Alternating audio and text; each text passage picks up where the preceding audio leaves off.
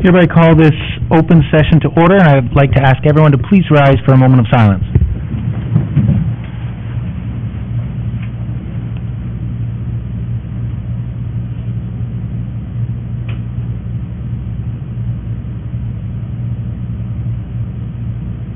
Please be seated.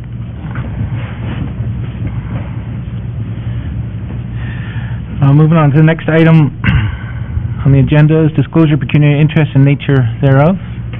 Councillor Guido.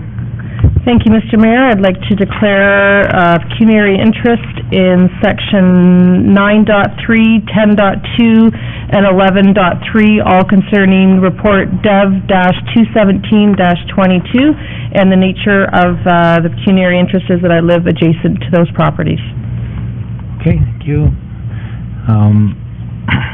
When we deal with those items, we'll make sure that they're separated. Any other pecuniary interests? All right.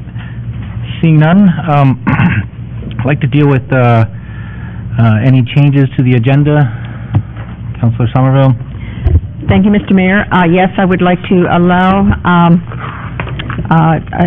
Glenn Evans and Marina Brock to make a delegation this evening when we come to that section of the agenda.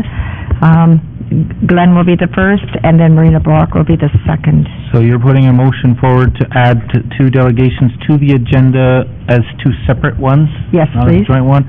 Okay, the motion has been put forward. Councillor Somerville. And yes, in regards to just the description item pertaining to? Pertaining to the Old Flame Brewery. Okay. So what I would suggest, this would require 2/3 support from council to add these delegations. Any questions on them? All right, all those in favor? Carried. So, the Councillor Watton? Oh. Any other items to the agenda that need to be changed that we're dealing with? So, all right, seeing none, we'll move on to announcements from council first, then from staff. Councillor Back first, then Councillor Watt, and then Councillor Guido. Thank you. Through the Mayor, I just wanted to announce a great achievement of one of our local youth, Alexandra McDougall. She participated this weekend in her second long-distance race. This was the Lululemon Toronto Waterfront 10K. And Alexandra is 12 years old, and pleased to announce that she placed first. So she got the gold medal on her very second official race. So really pleased to see that this weekend, and to know that we have our youth are getting into challenging and athletic prowess early. So I can't imagine what this young girl's going to achieve when she's, in her later teens. But just hats off to Alexandra that we have a gold medal winner in our midst. Well, congratulations to the McDougall family, and we'll look for. I'll make sure that we do up a certificate of appreciation and invite her to a future council meeting. Any other announcements, Councillor Bang? Okay, Councillor Watton's next. Thank you, Mr. Mayor. First off, I'd like to congratulate Community Care for a very successful walk for mental health. Their goal was 50 participants on the 10th of June, and they had over 250 participants for the first walk in Skugog, so all volunteers and everyone were quite thrilled with the success of that. Secondly, I'd like to, with sadness, announce that Nettleton United Church final service will be on Sunday, June 25th at 10 a.m. It is a joint service with Blackstock, and the doors will be closed after that. And that same day at 4, there is the strawberry supper for Blackstock at the Rec Center. Thank you. Great, thank you. Councillor Guido's up next. Thank you, Mr. Mayor. We have a great audience here, so it's good to announce that this Friday, June 23rd, is the Moonlight Madness here in downtown from 6 to 11.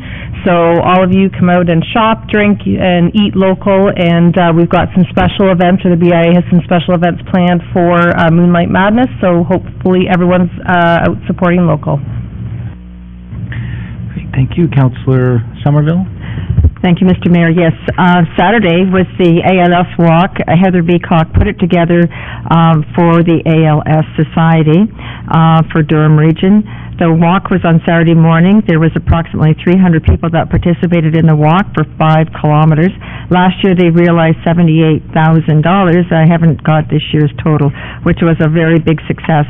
Also, the sewage plant, which is a WPCP on line 8 is now had their official opening on Thursday, June the 15th, and it was a great pleasure, if you can say that, to see such an amazing feat that they have done out there. No longer are the lagoons being used. We are now going into high quality of microorganisms that will be working in the sewage plant now. And June the 11th, we had our Epsom school, they had their closure. Little old Epsom one-room school is now closed, and as well as the big school, the children will be bused into other schools now, and it's a real sad day for Epsom when the school had their final day, but we had a great celebration and met a lot of people that we hadn't seen for a long time. And on June the 9th, last Friday, Cattlemen's Association had their beef dinner, and Councillor Watton, Councillor Giroux, and myself were at that, and it was a great event, and a lot were in attendance to that. So that was my announcements. Thank you. Other announcements from Council? Councillor Cat? Thank you, Mayor. I'd like to request an apology from Councillor Drew for the disgraceful comments made on May the 29th, 2017, that included remarks like almost criminal. Councillor Cat, we're in announcements right now. I would really like to discuss this with you after, not right now in this particular time. This is something you must have been referring to in the past, so I'm looking for announcements from council.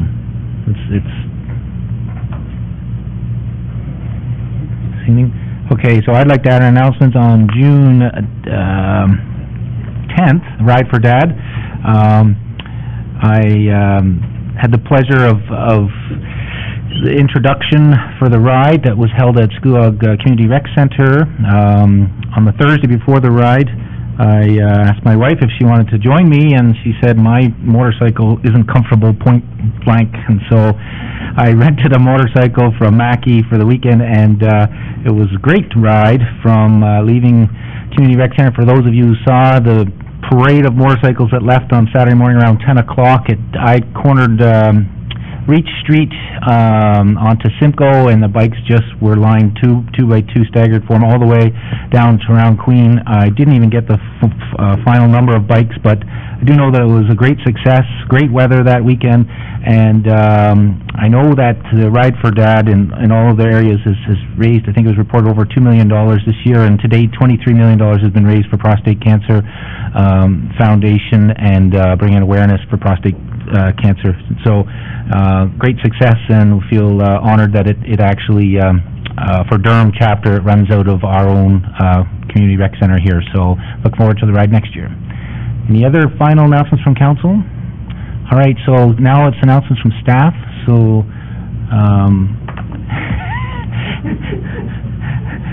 Director Heritage, come on up here just for reference purposes. I think you have some interesting updates.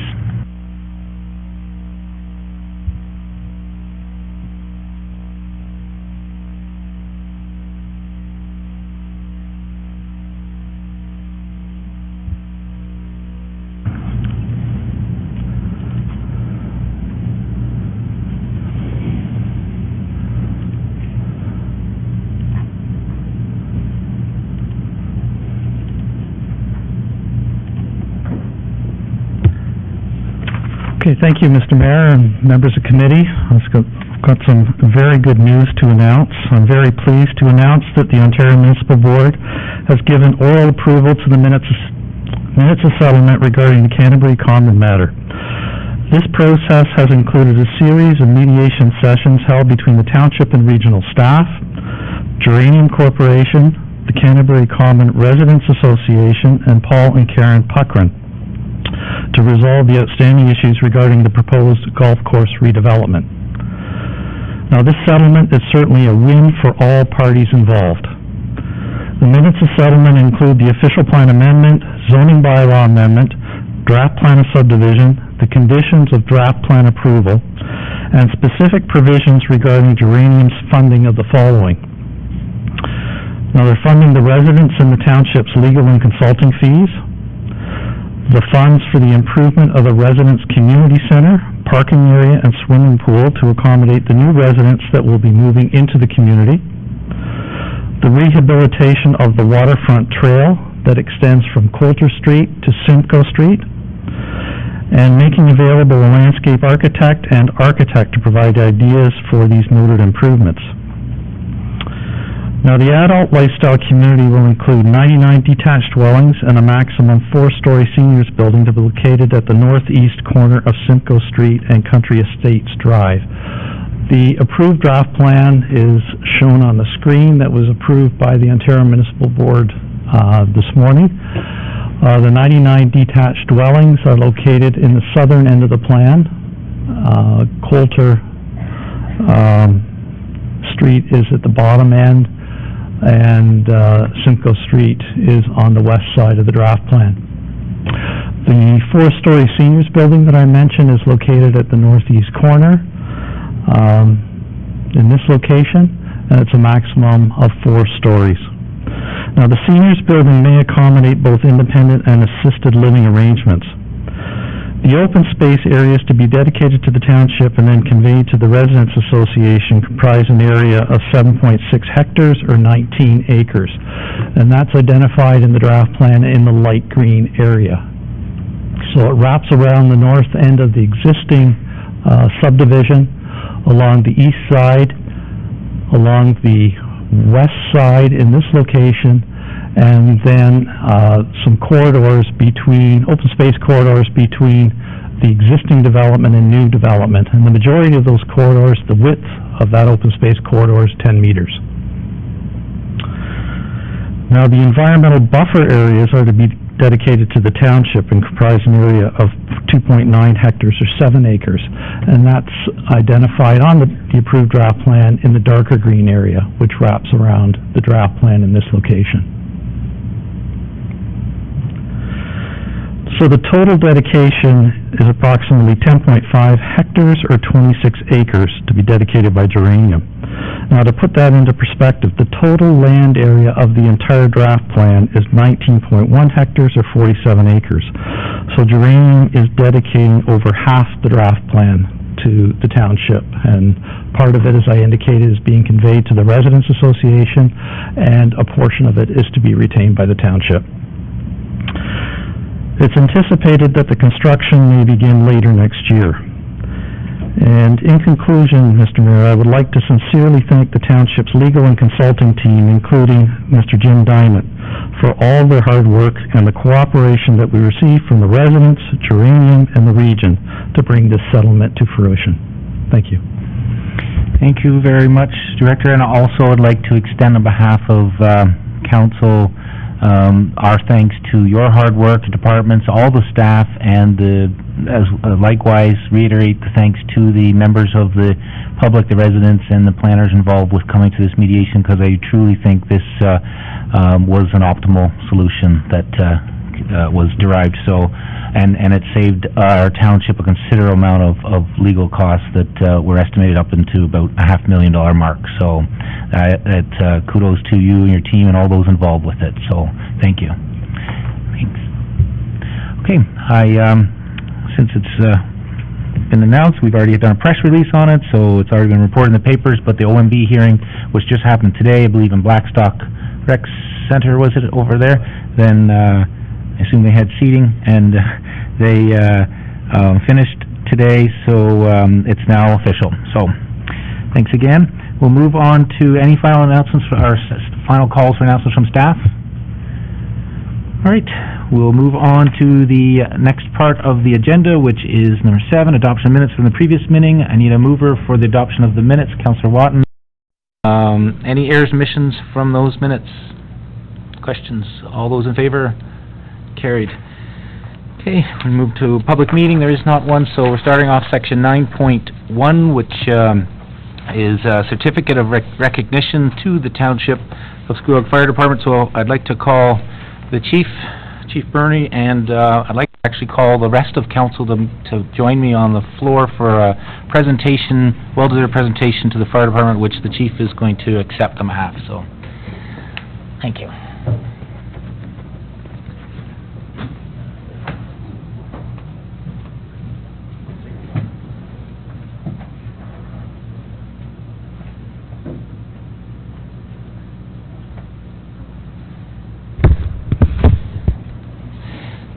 So, just for those of you who maybe missed the release in the paper, but there is a worthwhile recognition to our local fire department, and on behalf of the council and the township, I'd like to hand over the certificate of congratulations to the Squealog Fire Department, recognizing them as the Ontario Fire Department of the Year by Muscular Dystrophy of Canada. So that's a very amazing accomplishment. So on behalf of council, and thank you, sir. I'd like to pass this on to all of the members of fire department and yourself for great leadership and being involved with that fundraising event. And I know they've got a long history of fundraising for muscular dystrophy. So Thank you very much. And if I may, sir, through you.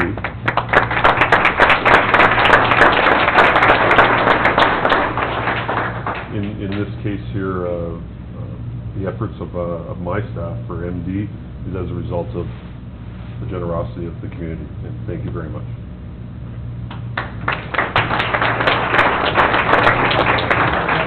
Okay. All right, thanks. Thanks. Safe drive.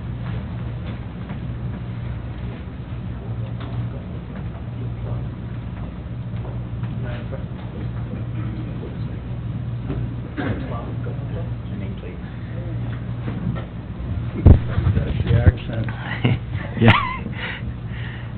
Okay, next item up on the agenda is Mr. Jim Diamond, Township's planning consultant, regarding the Tierney applicants.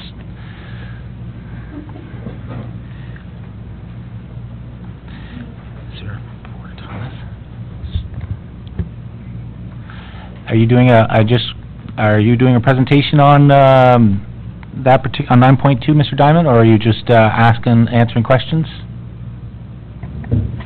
Mr. Mayor, would you like Mr. Diamond to give a presentation and then the report be considered at this point in time for the Tierney matter, or held off until the report comes forward? I can deal with this report, but because we have some delegations that have been added for the following one, I'll have to not pull that one forward, but for this particular Tierney report, we'll pull that one forward with that presentation, so.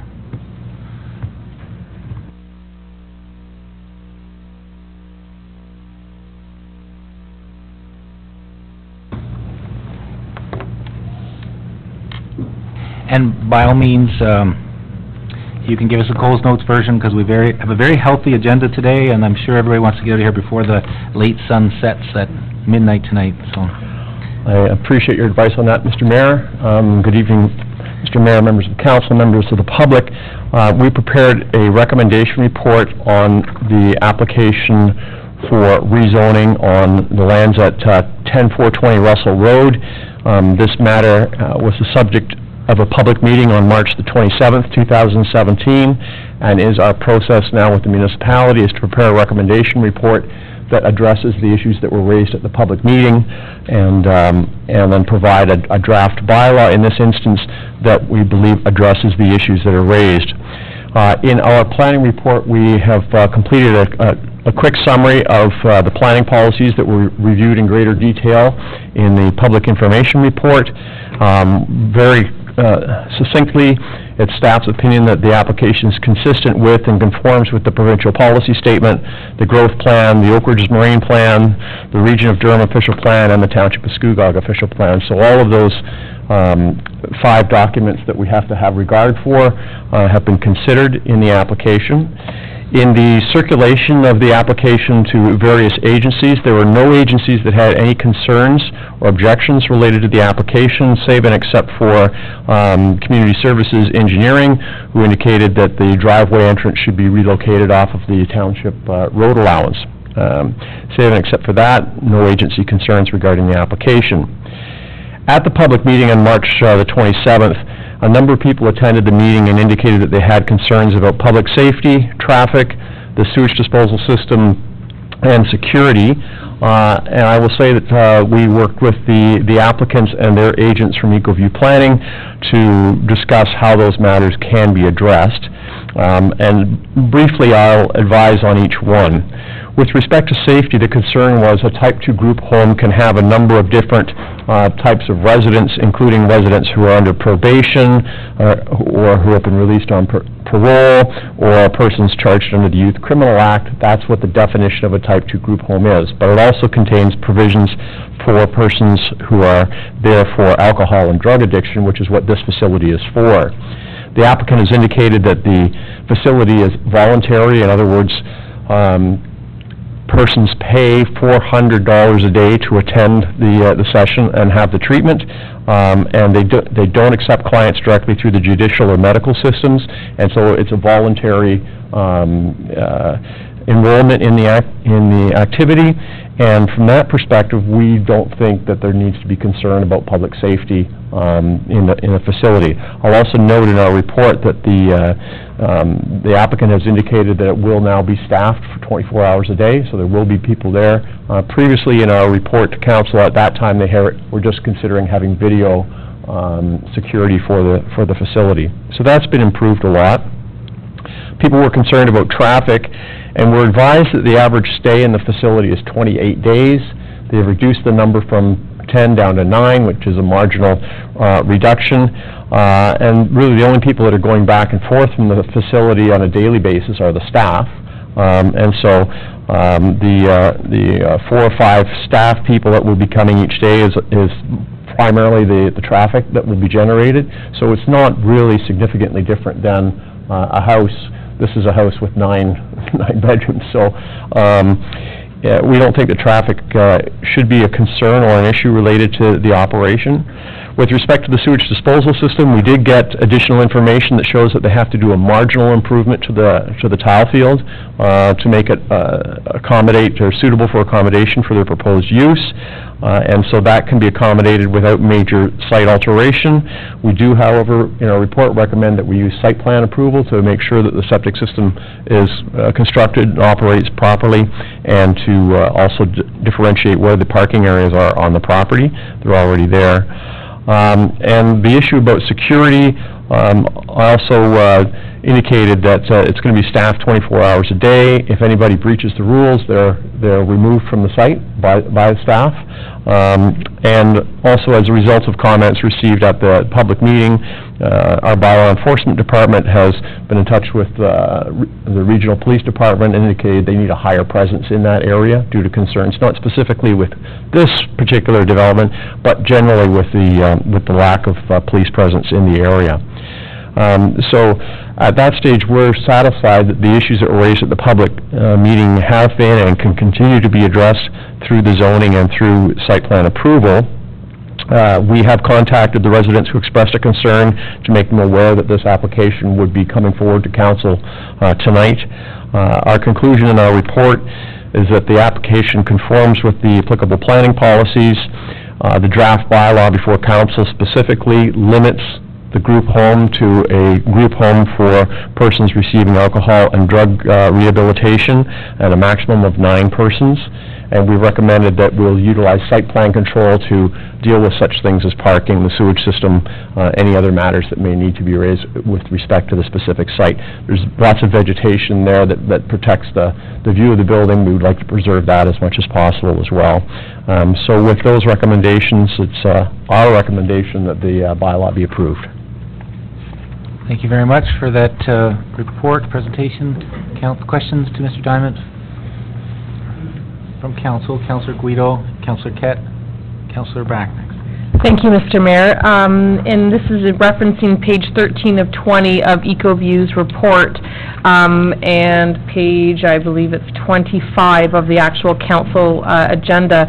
Under section 5.0, community outreach, there's a very generous provision here that they're willing to reserve a space for a local resident to have pro bono services provided to them. What would be, first of all, that's fantastic, so thank you, but how will that be controlled? That will not be a township responsibility, that will be something done through the actual rehabilitation center? That's correct, yes. Okay, so the township will have no influence whatsoever, responsibility for that? That's correct. Wonderful, and thank you, that is a fabulous provision. Councillor Kett? Thank you, Mayor. I read about nighttime surveillance, one person, and there's 9 people that are resident there. I'm sort of thinking the same as the local people. Is that enough if there's a problem? I mean, I think it's a great idea and that. I'm just saying, if there's 9 people and they all decide to go out and party, I don't know if that one will help. Through you, Mr. Mayor, if someone can make a telephone call and report a problem that's out of their control, I think that's sufficient. Councillor Back? Thank you. Through the mayor, my comment was similar to Councillor Guido's. Thank you very much for offering the free service for community members that may not be able to afford it, and that is really being a good neighbor. So I was glad out of that to see that as well, so we appreciate that. Thank you very much. Councillor Watton? Thank you, Mr. Mayor. I have a question with regard to how will it be regulated who does attend? If we say it's a group home type 2, how is that going to be regulated to drug and alcohol abuse only? Is that something that gets put into what? Through you, Mr. Mayor, it's in the zoning bylaw, so the zoning bylaw restricts it to that use only.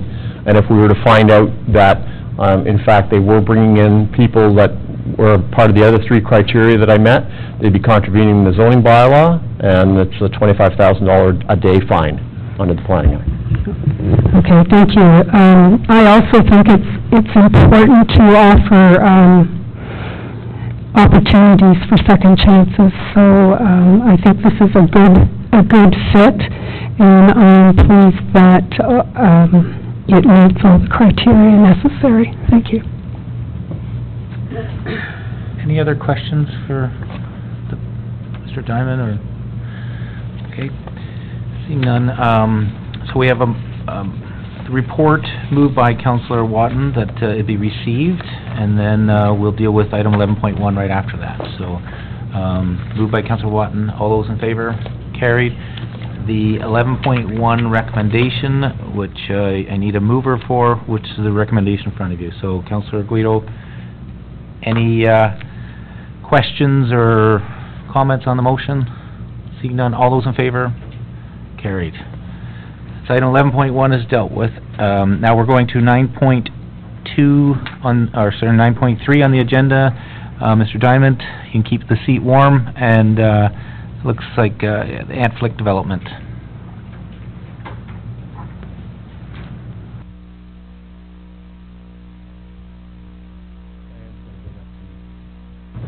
Some graphics that will show us as we walk through our report on this.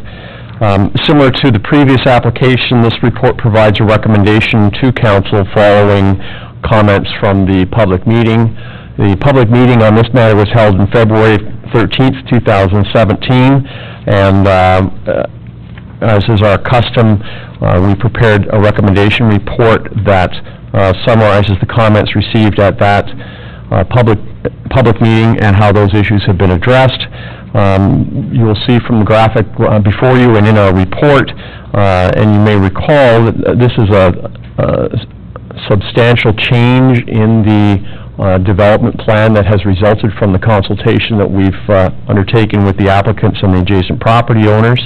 The change in the proposal is to provide for two-story townhouse units adjacent to the existing residential dwelling that's located on Simcoe Street, as well as two-story townhouses along Highway 7A, except for in the very corner, and depending on your color and print, I think it's blue on the screen in front of you and purple on my graphic, but those townhouses that Diane is identifying now would continue to be three-story buildings as was initially proposed.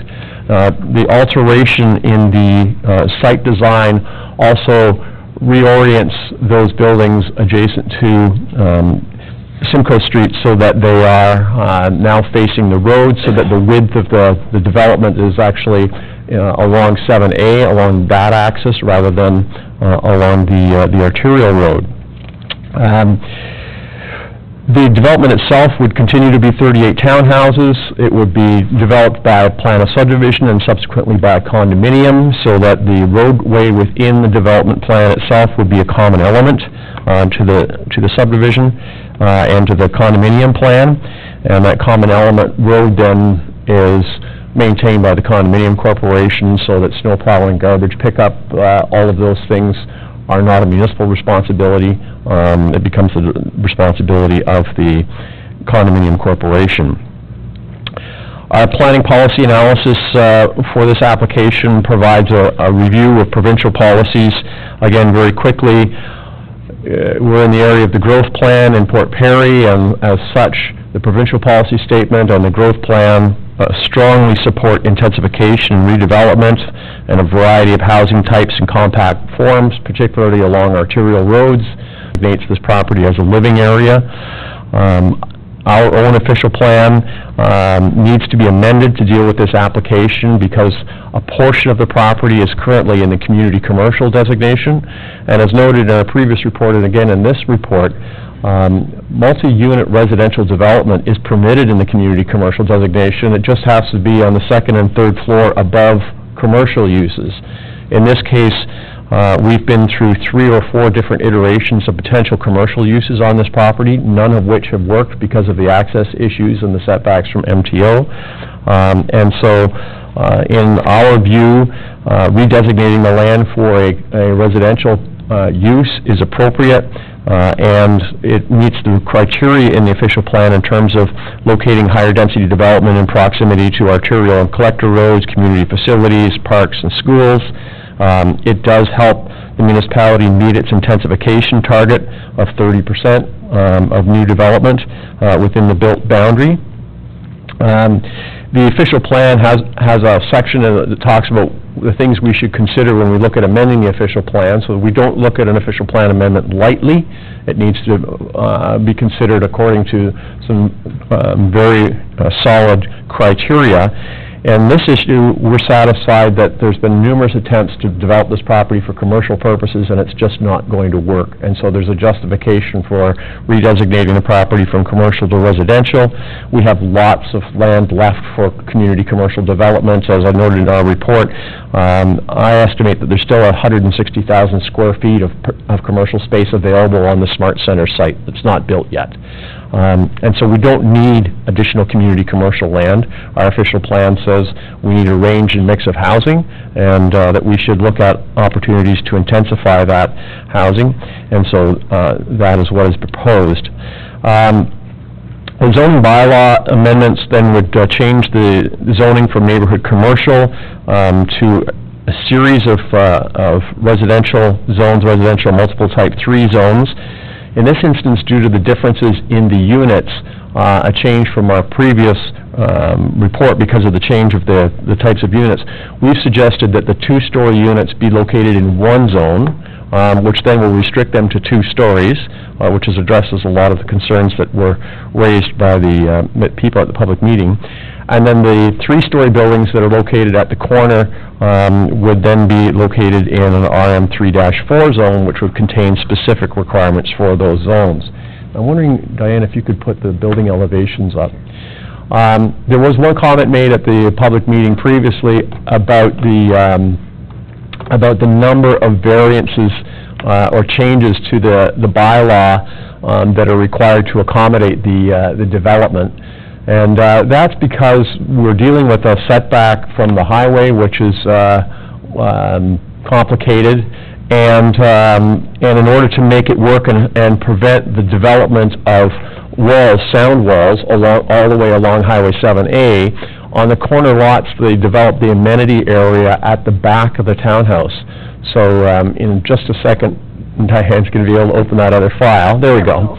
And so the three-story townhouses from the internal road will look somewhat like this, so that over top of the garage is where you have your amenity area, which is sound blocked by the building from Highway 7A.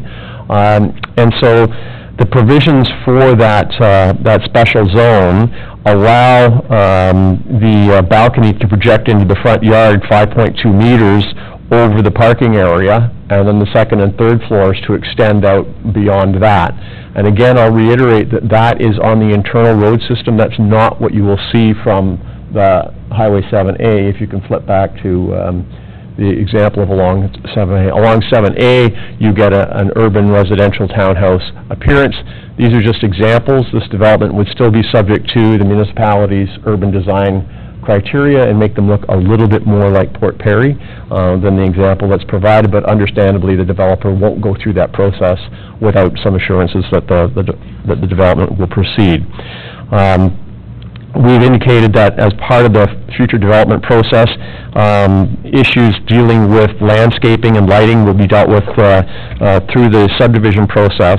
And on page 8 of our report, we've indicated that in many occasions we have had informal meetings with abutting property owners as we go through the subdivision process to talk about some of the conditions that we might impose through the subdivision agreement, and we suggest that this may be an opportune time to do that and talk about the preservation of existing trees, landscaping, tree replacement, and that sort of issue.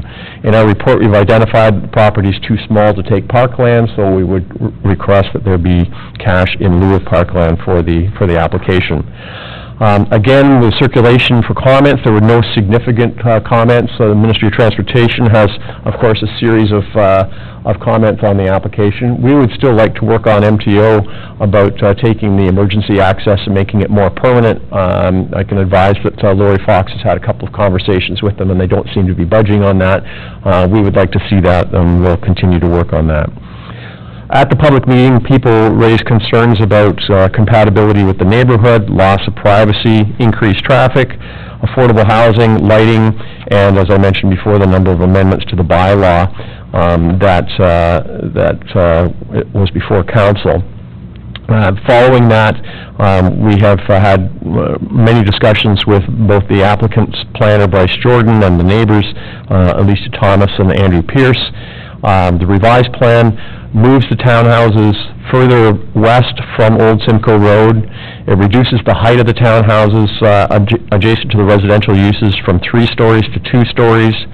It increases the setback of the townhouses from the Pierce and Thomas residence from 6.5 meters to 7.5 meters, revises the driveway entrance to a more suitable location, and provides some open space on the property for amenity areas. The applicants have indicated that depending on who moves in there, they would be more than happy to have some play equipment, and there is space on the site to have a small parkette for kids for that. Our comments on the issue of compatibility and massing and height, we do note that one of the people that spoke with concerns about this application was the Victory Christian Center. Their building is 20,000 square feet, and so it's not completely out of scale with the building that's there itself, but the proposal has been to reduce the height of the buildings adjacent to the existing residential uses from 3 stories down to 2 stories. And I think that the layout of the site plan now, with orienting the bulk of the buildings to the inside of the property so that the narrow parts of the buildings now face Old Simcoe Road, will greatly assist in the visual impact from Old Simcoe Road. And again, it will be subject to urban design criteria that will be developed so that those fronts of the building, or those buildings facing Old Simcoe Road, will be designed to look more like fronts of buildings than the side of a townhouse. And we'll confirm with that.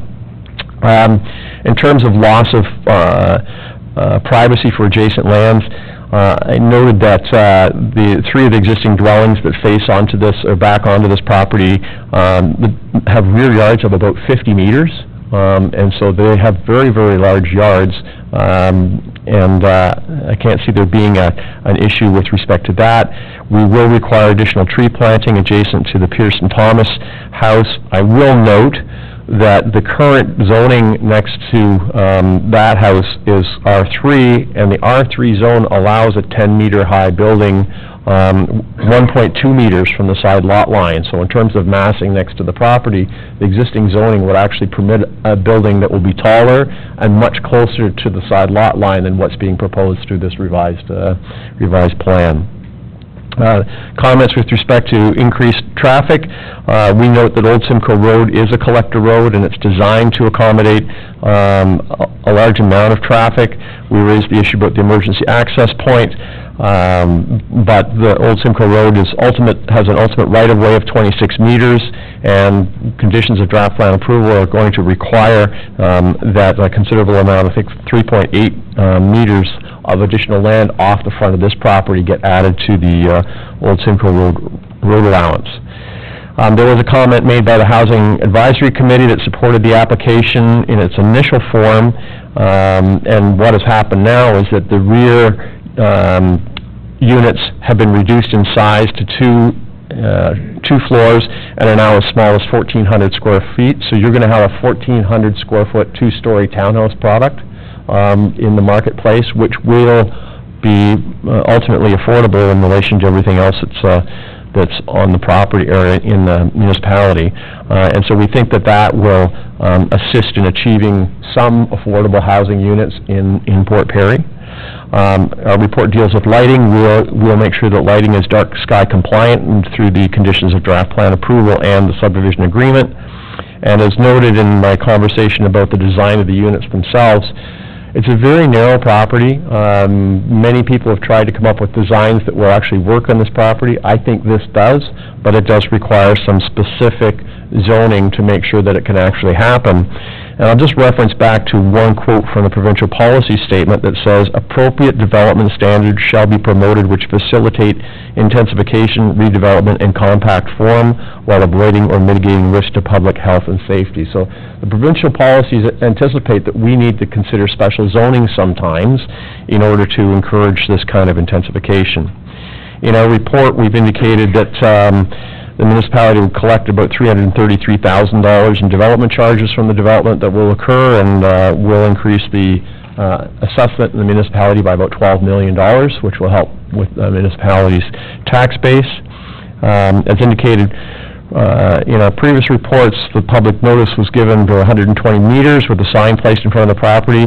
I've personally met with the neighboring property owners twice to review options for the property, and I know that the planner for the applicant attended the second time with me, and that other residents who spoke at the previous public meeting were provided a copy of this report in advance of this meeting. So in general terms, our conclusion is that we've worked to revise the application considerably to address the issues that have been raised by members of the public. That will in part result in a more affordable housing product in Port Perry, and the site-specific zoning bylaw and conditions of approval for the subdivision that are contained in the staff report will ensure that that development happens. And with that, staff's recommending that council approve the official plan amendment zoning bylaw, and the conditions of draft plan approval be recommended to the region. Thank you for that update.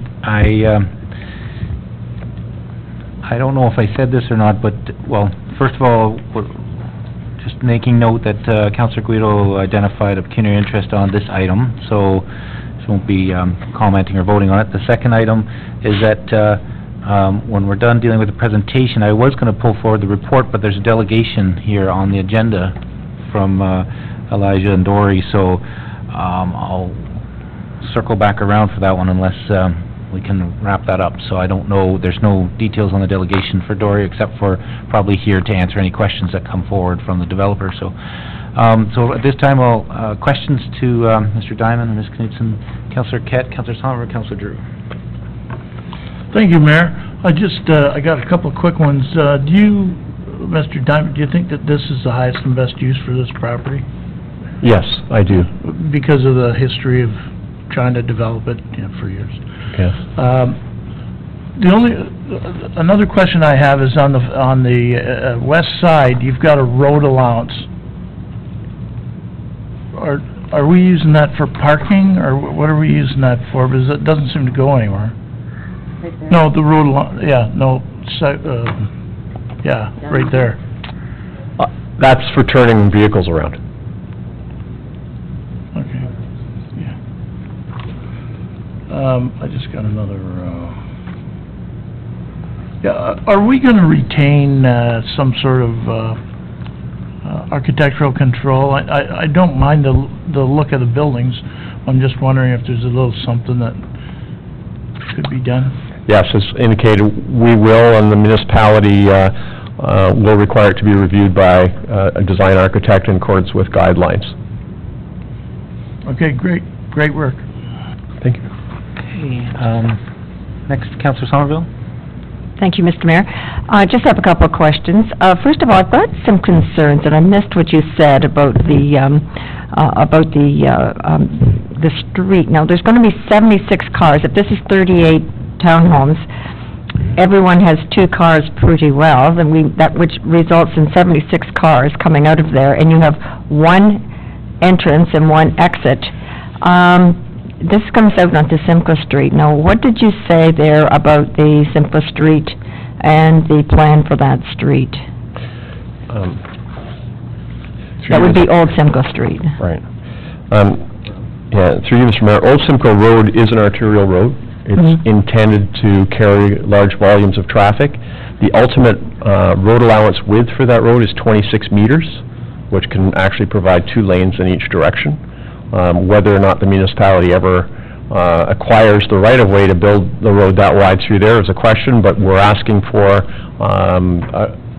additional right-of-way through this application so that the road can be widened, and that's the best we can do.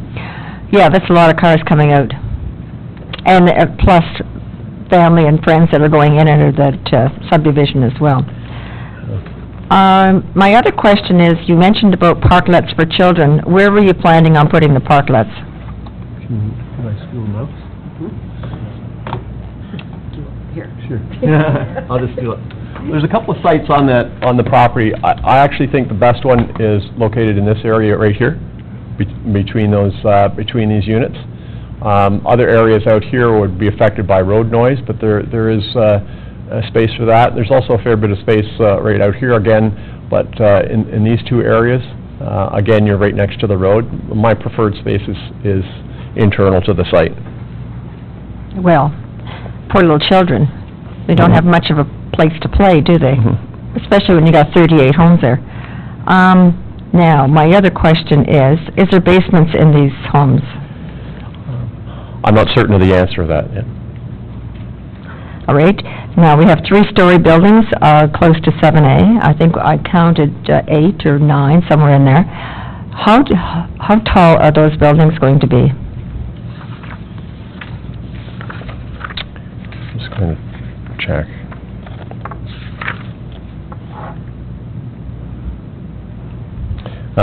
Maximum meters. Which is, what was it? It's 42 feet. 42 feet. Well, you know why I asked you that question, because if you've driven down Simcoe Street recently and looked at Winfield Farms and seen those huge, humongous three-story buildings that they're building in there, I wonder what it's going to look like if we put those along 7A. They're just enormous, and they almost put a roadblock up for everybody to even look at. I can't imagine what they're going to look like on the corner. I don't mind the two-story, but the three-story are a little high.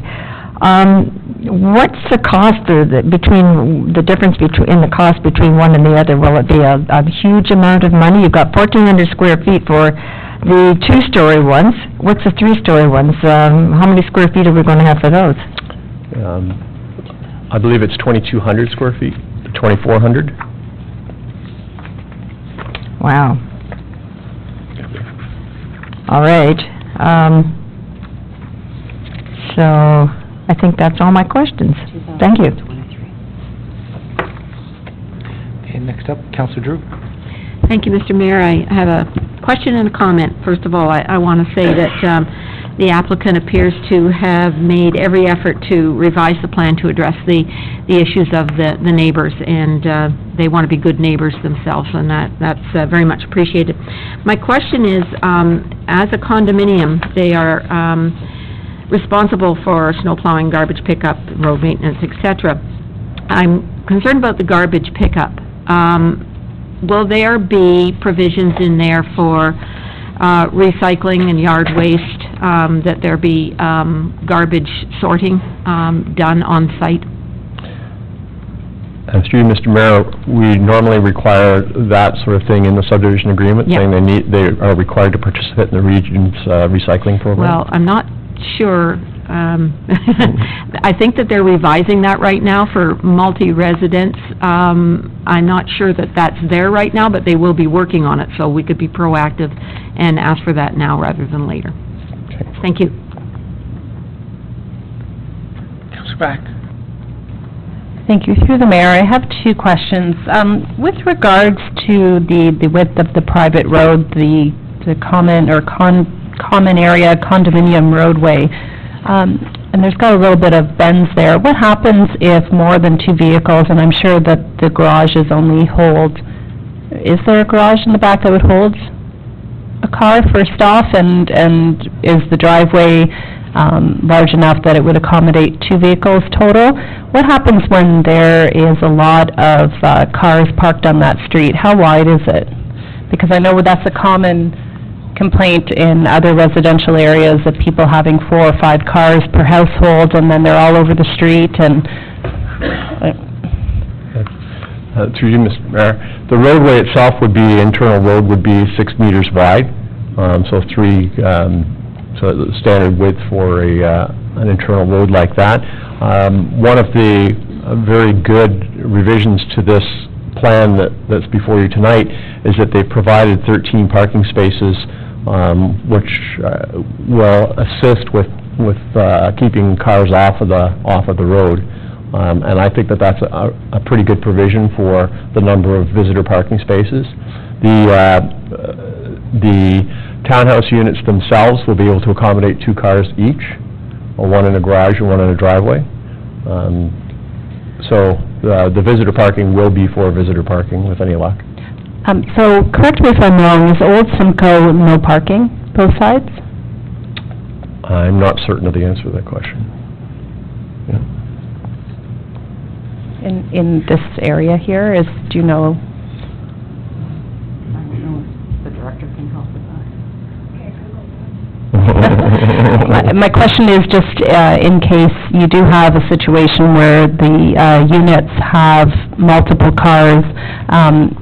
Well, there's two-pronged question.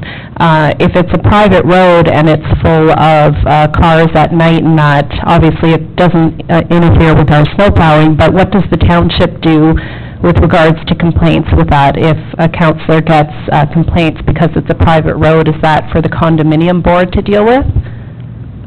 Through you, Mr. Mayor, absolutely. That's good. And according to that, what happens if people start parking on Old Simcoe there? Through you again, Mr. Mayor, the municipality may enforce its bylaws as it sees fit. Okay. And one more question, and this would be for our Director of Finance. So I'm assuming that the 12 million assessment is MPAC assessment? Is that... That's correct, yes. So for the township, we're looking at approximately 47,000 annually in municipal taxes? Is that a correct ballpark? Through you, Mr. Mayor, it's hard to know. And really, having more assessment come into the township or the municipality actually spreads out the taxes. Oh, does that mean we all pay less? It could, it might not. Fantastic, I could go for less taxes. Okay, just my little number crunching based on what I pay, I figured 47,000 extra in income, so that's good to have. Yes, Mr. Dunn. Just to add to that, Councillor Back, with a condominium, you're not plowing the roads or picking up garbage or maintaining roads or anything like that as well. So there's a better financial perspective from the municipality. Does that mean all our future developments will be condominiums, gated communities? Councillor Watton?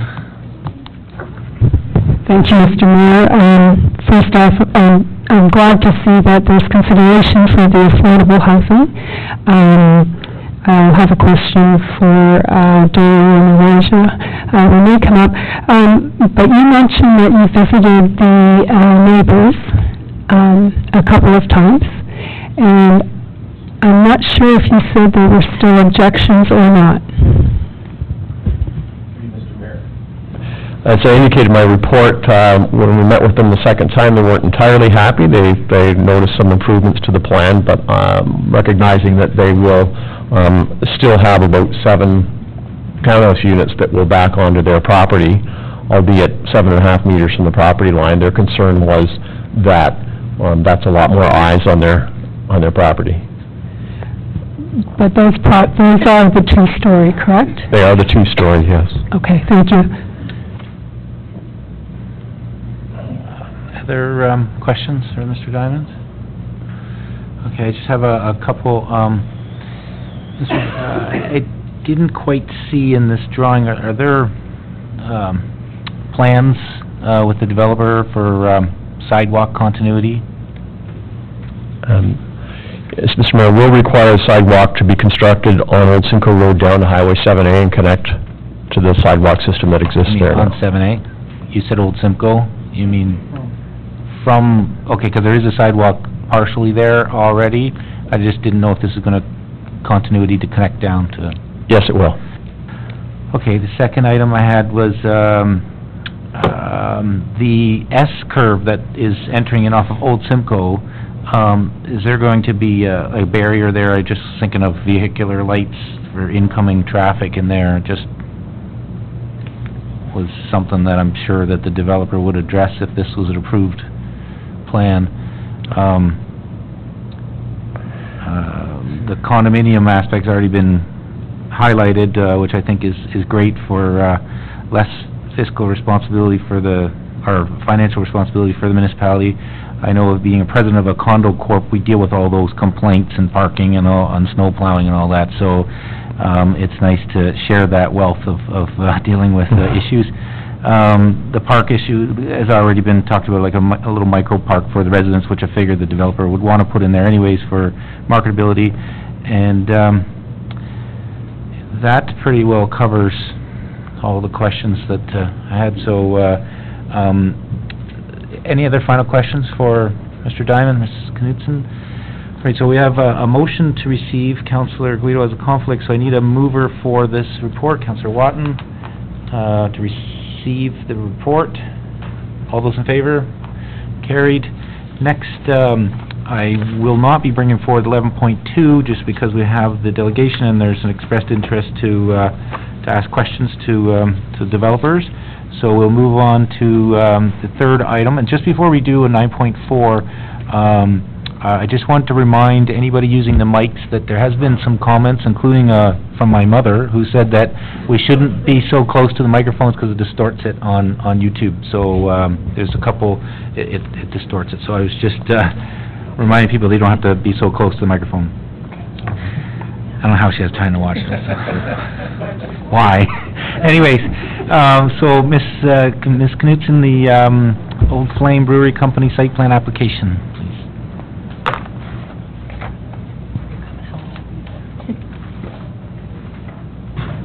Thank you, Mr. Mayor. The purpose of this report is to provide a planning overview and an application for site plan approval for a proposed single-story addition at the Old Flame Brewing Company, located at 135 Perry Street, and to provide a recommendation to council with respect to the site plan submission. As council is aware, the applicant is the owner of the former LCBO property in downtown Port Perry. Since the purchase of the property in 2013 and subsequent interior and exterior renovations to the building, the brewery and tasting facility has become a vibrant tourist destination in the township since it opened its doors in 2014. The applicant is proposing to construct just shy of 1,000 square foot single-story addition to the east of the existing brewery to be used for production purposes. The current production space is no longer sufficient to meet the growing demands of the brewery. The addition will provide for a more streamlined and efficient approach to the different processes required for production. There will be no change to the existing tasting room and its operation. Bear with me for a sec, Mr. Mayor. Thank you, Mr. Clerk.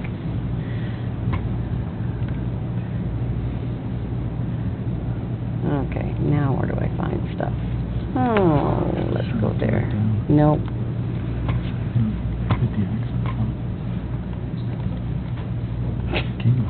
There we go. Okay.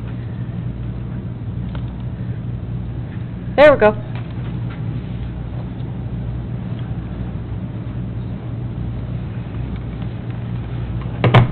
Okay. The proposed addition will create a U-shaped building that will provide for an outdoor courtyard and a larger seasonal patio area.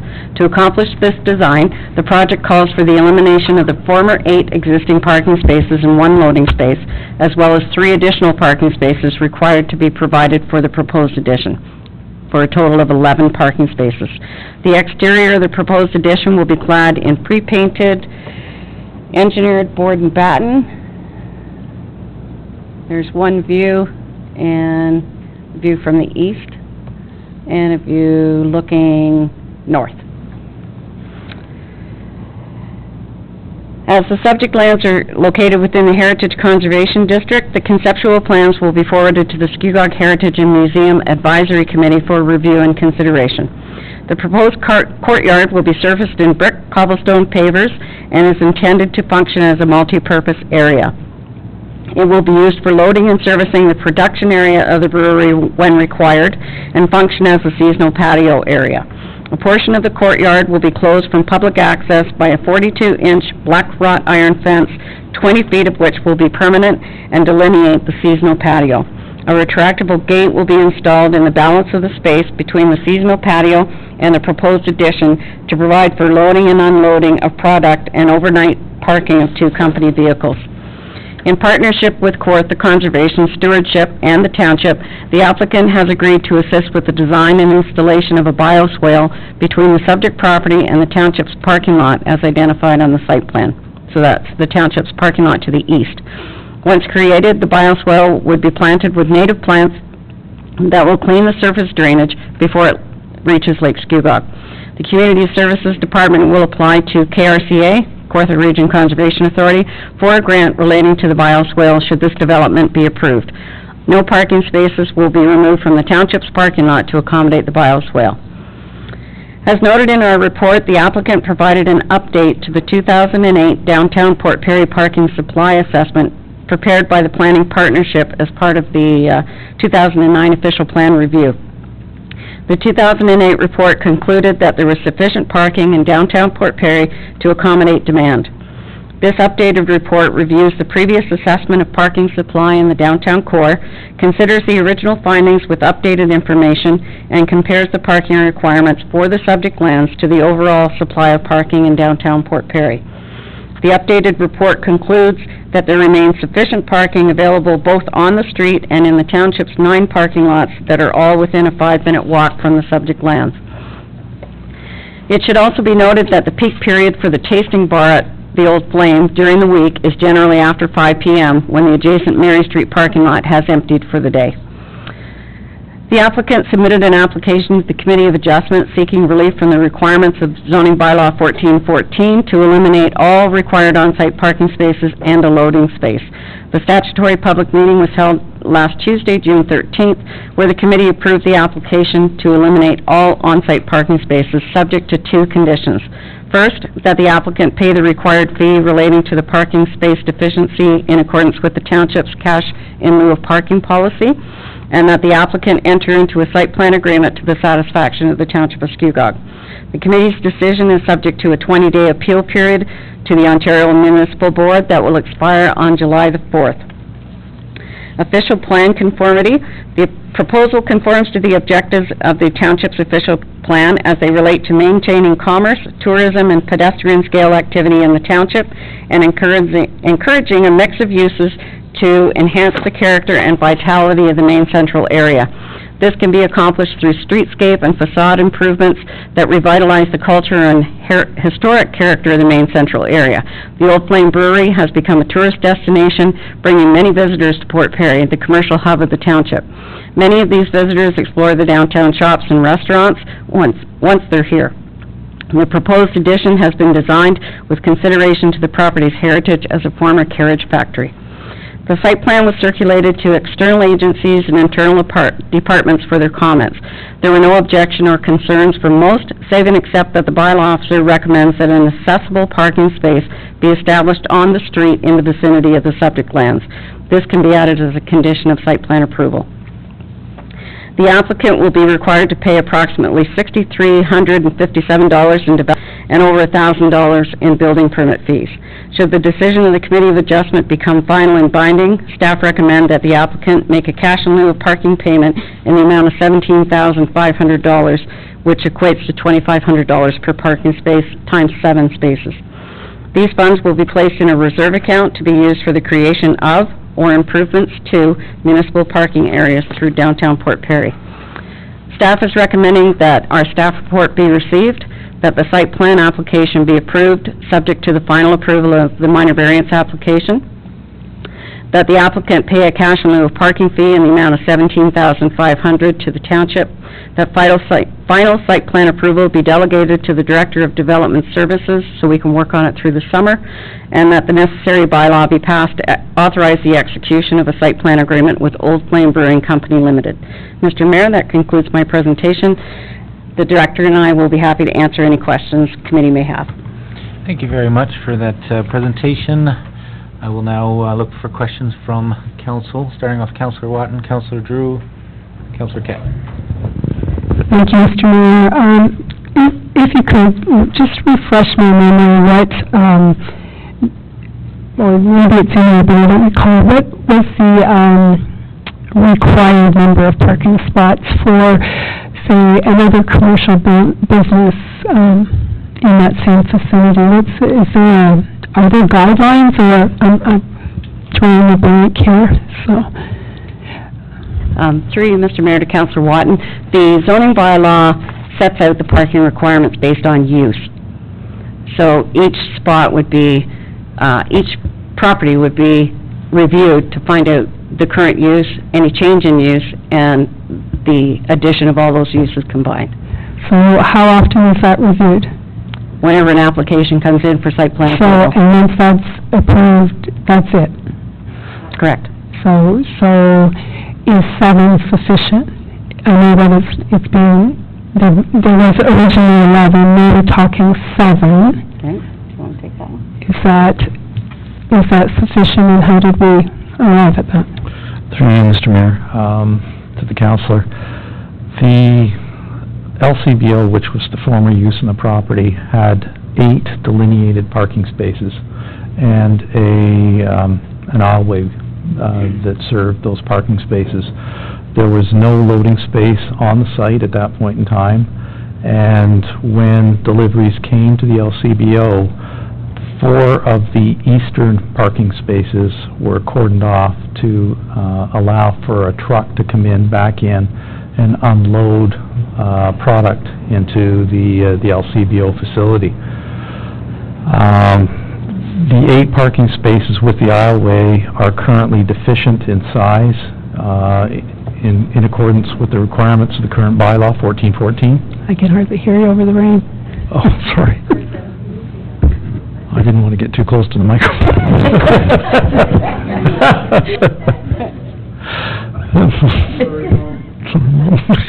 Sorry. Just getting back to the 8 spaces. There were 8 spaces and a 2-way aisle, and the distance was insufficient to accommodate appropriate turning movements for vehicles in that area. And as I indicated, that there was no loading space available, which was a requirement under the bylaw, and so the 4 eastern parking spaces had to be cordoned off in order to accommodate loading into the LCBO.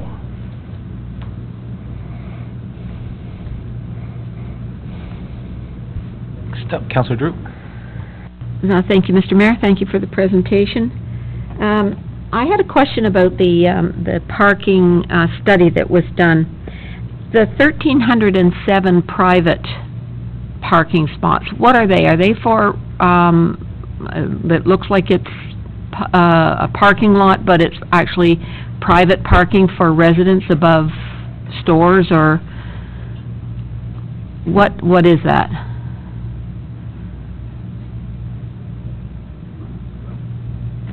Through you, Mr. Mayor, to Councilor Drew, the private parking includes the parking lot just north of the brewery, adjacent, that's private parking. Wife's Funeral Home as private parking. We considered, the study considered Brock's as private parking as well. Foodland, the former library. So all the private parking spaces, yes. Okay. Yeah. And also, I guess, the residents, like those buildings, for instance, I guess the Remax building that has apartments above there, they have property, I would imagine, that has private parking for their residents, because... through you, Mr. Mayor, to Councilor Drew, I'm not aware that that particular building has parking on site. I'm sorry, I thought that any building that has a residential component had to have parking on their property. That is correct, according to the bylaw. It's a grandfather thing. Many of the properties downtown do not have their own private parking facilities.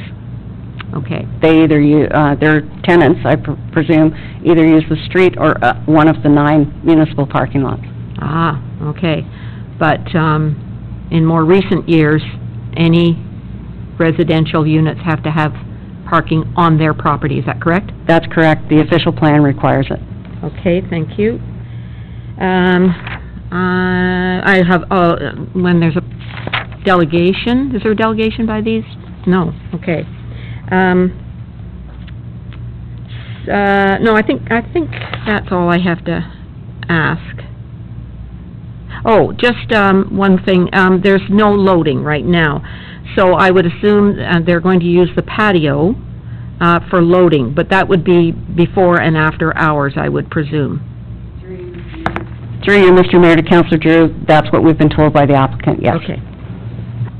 Thank you. And Mr. Mayor, through to the councillor, our understanding is that any unloading or unloading is going to be done via a van.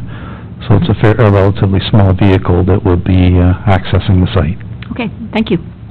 Okay, next up, Councilor Kett. Thank you, Mayor. I hate to whack at this dead horse again, but if there's 11 parking spots, that would, there should be 11 parking spots, wouldn't they be paying for all 11? Through you, Mr. Mayor, to the council, I had indicated previously that a number of those parking spots with the aisleway were insufficient in terms of its depth under the requirements of the current bylaw. So what staff was recommending was that instead of requiring cash in lieu of parking for 8 existing spaces plus 3 additional spaces for the addition, that you could establish 4 viable parking spaces now and then add the 3 additional spaces that would be required for the addition, which would equal 7. Okay, thank you.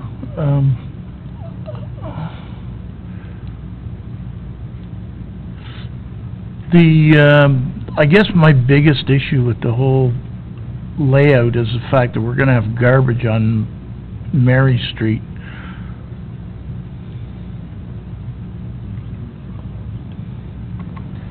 Is that a question to if it's Yeah, going to be an enclosure, isn't it or? true that, there's garbage on Mary Or is it Street? enclosed, or?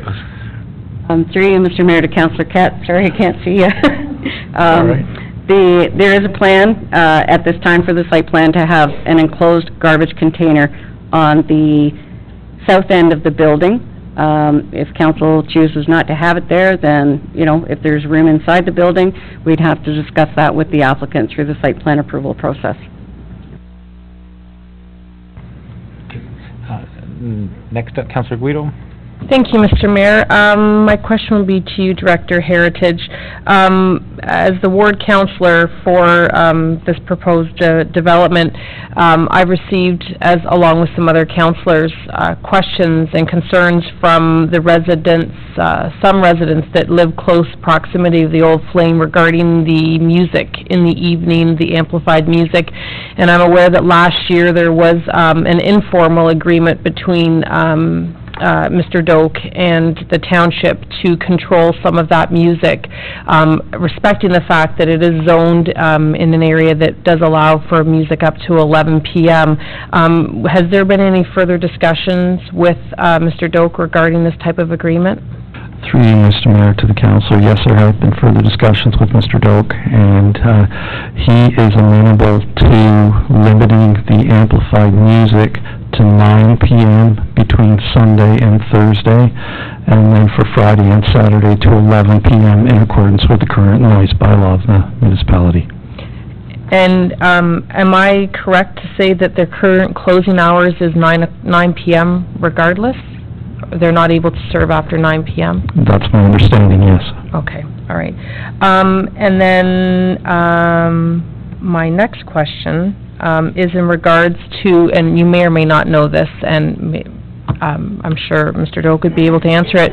When the property was initially listed from the LCBO, do we know whether it was advertised as 8 parking spots or 4 usable parking spots when the listing was originally done? Through you, Mr. Mayor, to the council, I'm not aware how it was listed. All right. And then I guess my next comment on this would be that by no means would I, as a councillor or as a family business owner, ever want to impede the growth of any of our local businesses.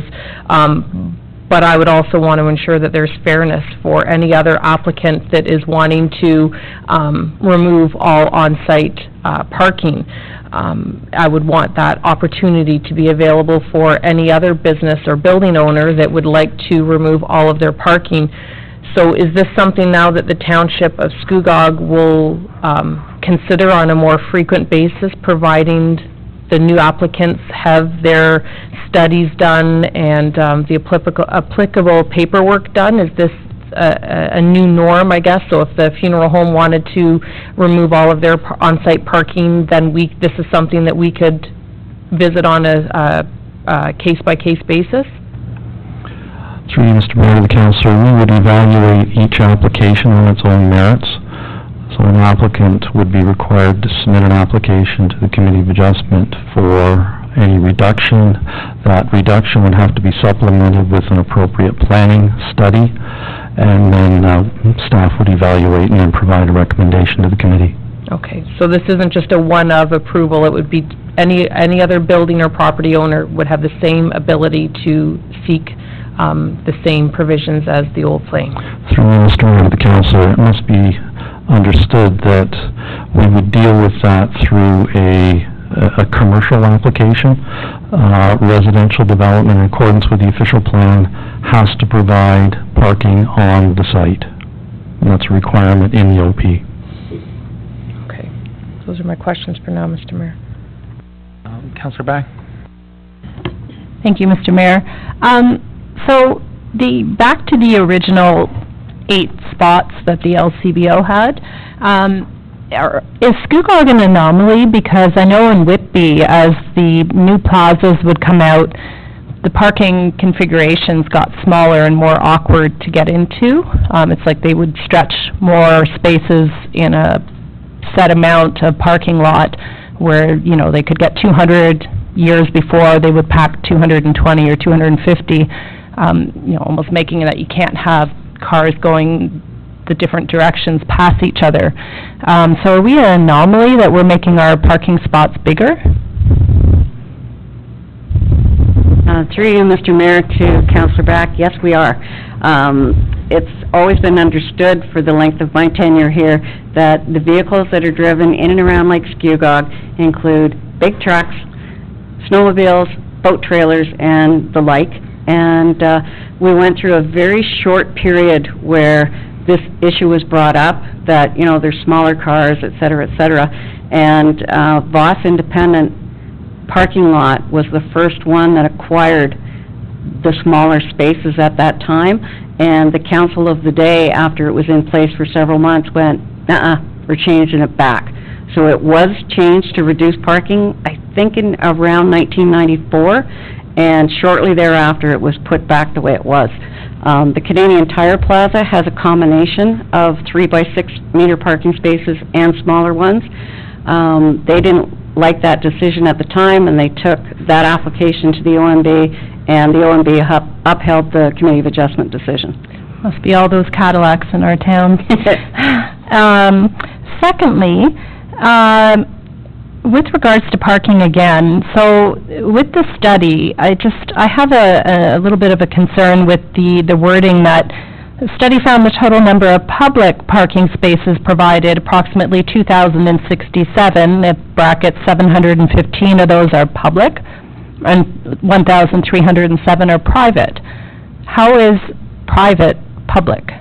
And I don't understand that. If it's a private parking lot, then it can't be assumed to be public.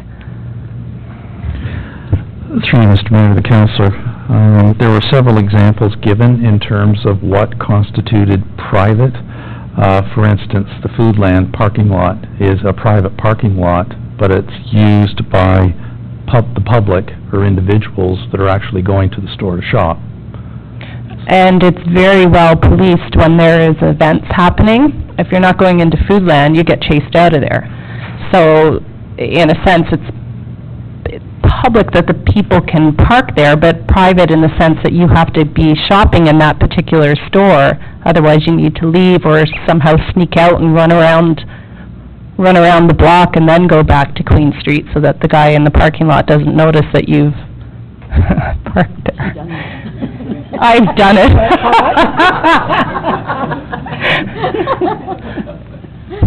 You gotta do what you gotta do, right? But I mean, I just, public, private, you know, there's other land that could be built on that is currently, private parking. So what happens, as Councillor Guido said, if other people come with their private parking lots and decide that they're gonna put a condominium, and now we have 60 less private, public parking spots, and the next person comes, and the next person comes, and now we're getting smaller and smaller the amount of places that people can park. We want to increase traffic to our downtown core. Does that mean buyer beware, the last person in doesn't get a chance to develop their land that they possibly could develop into something other than a parking lot as the private public parking spaces diminish? Through Mr. Mayor to the councillor, staff would be very carefully monitoring the situation, and we would monitor it as each application, if any further applications came forward for review. So last in is out of luck, or will the parking in lieu go up as the number of spaces go down? Through Mr. Mayor to the councillor, that's something we could certainly look at in terms of our the cash value per space as we proceed further in the process. Any other questions? I mean, I'll just make a well, a lot of the questions I had have been answered. Just a side note on the parking, I know that it's a catch-22, because as we deal with parking issues, we also want to have economic development. I think autonomous vehicles in the next decade are going to alleviate a lot of the strain on parking. It's going to turn the planning of parking upside down on its head, and there's going to be, it may sound like the Jetsons, but I rented a Tesla for a week, and I know what these cars are capable of, and we're going to be planning for valet drop-off of these autonomous cars, and then it's going to go and park in a designated parking lot somewhere out of town, and then you're going to use your phone and summon it back. Not everybody's going to have one, but it may sound fictitious, but mark my words, it's here now. It's not like it's coming down the pipe. They're on the road now, and as soon as the regulations catch up to it, this is what we're going to see. So it is going to turn the need for physical parking spaces, it's going to be reduced, but obviously we make the decisions with what we have before us. But I just have a Municipal World Autonomous Cars is Canadian publication here talking about autonomous vehicles and how we have to plan for that infrastructure now because it's coming down the pipe. So other than that, all the other questions, concerns, I mean, there's a lot of validity to the concerns. I think it's proper to look at policies going forward, but as far as questions that may not have been answered yet that I might want to re-ask here is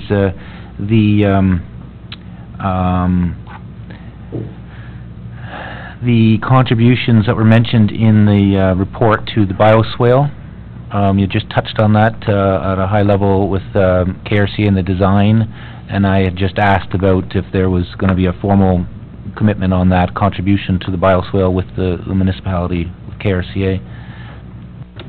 Yes, there is, Mr. Chair, from the applicant. Okay, and the other question I had here, just was reading the agenda over the weekend, was I know when I was looking at doing something with my parking lot, the township had asked for me to, in KRCA, with the permeable paving stones, and that's just depending on the result of the motions that come forward, but just was wondering if there was any discussion about the permeable paving stones to help with water runoff, since there'd be more roof line and... Mr. Mayor, we have had that discussion with the applicant. At this time, he's not prepared to do that because he's already purchased the pavers. Some of them have been installed on the existing patio, and any stormwater drainage coming from the site will be coming off the new addition right into the bioswale, and the parking lot will continue to drain where it's draining now, which is down the street and into the storm sewers. So just to clarify that, any drainage would be directed towards, or whatever can be directed would be directed toward the bioswale for Absolutely. Pre-treatment. And the drawings there, I don't think are necessarily representative of what will be there, because it doesn't show the full patio, et cetera, and there's a vehicle in the middle there, but is there close discussions with Heritage, or I know there's a reference here that it'll be going through the Heritage Committee for design, if this gets approved? Yes, Mr. Mayor, it will be going to the Heritage Committee, and I might add that the Heritage planner from the Heritage Committee actually designed the building. That's good to know, because we know we want to maintain the heritage fabric throughout the downtown district. So I know that there are, parking is a significant issue, and like I said, it's a catch-22, because we don't want empty stores, we want growth, we want to draw tourism, but we also value the ability for tourists or residents to park freely. So I guess we'll answer some more questions as we move on. Any final questions before we receive this presentation? All right, so we have a move by Councillor Drew to receive the presentation. All those in favor? Carried. Thank you very much. Next item we have is Mr. Brett Puckrin from the Chair of Economic Development Advisory Committee.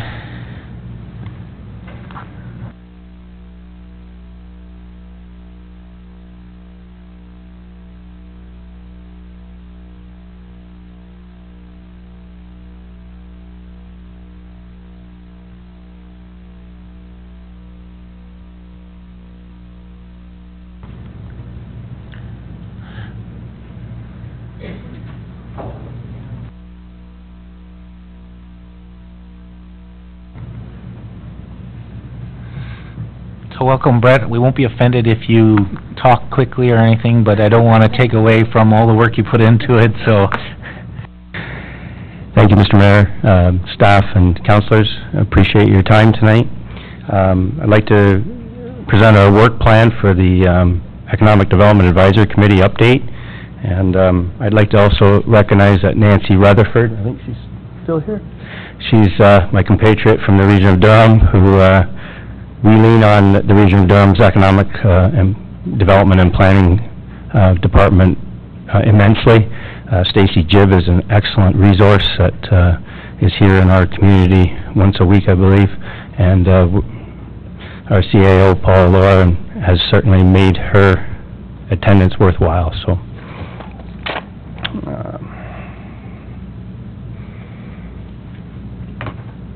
how do you move this? This way? Help?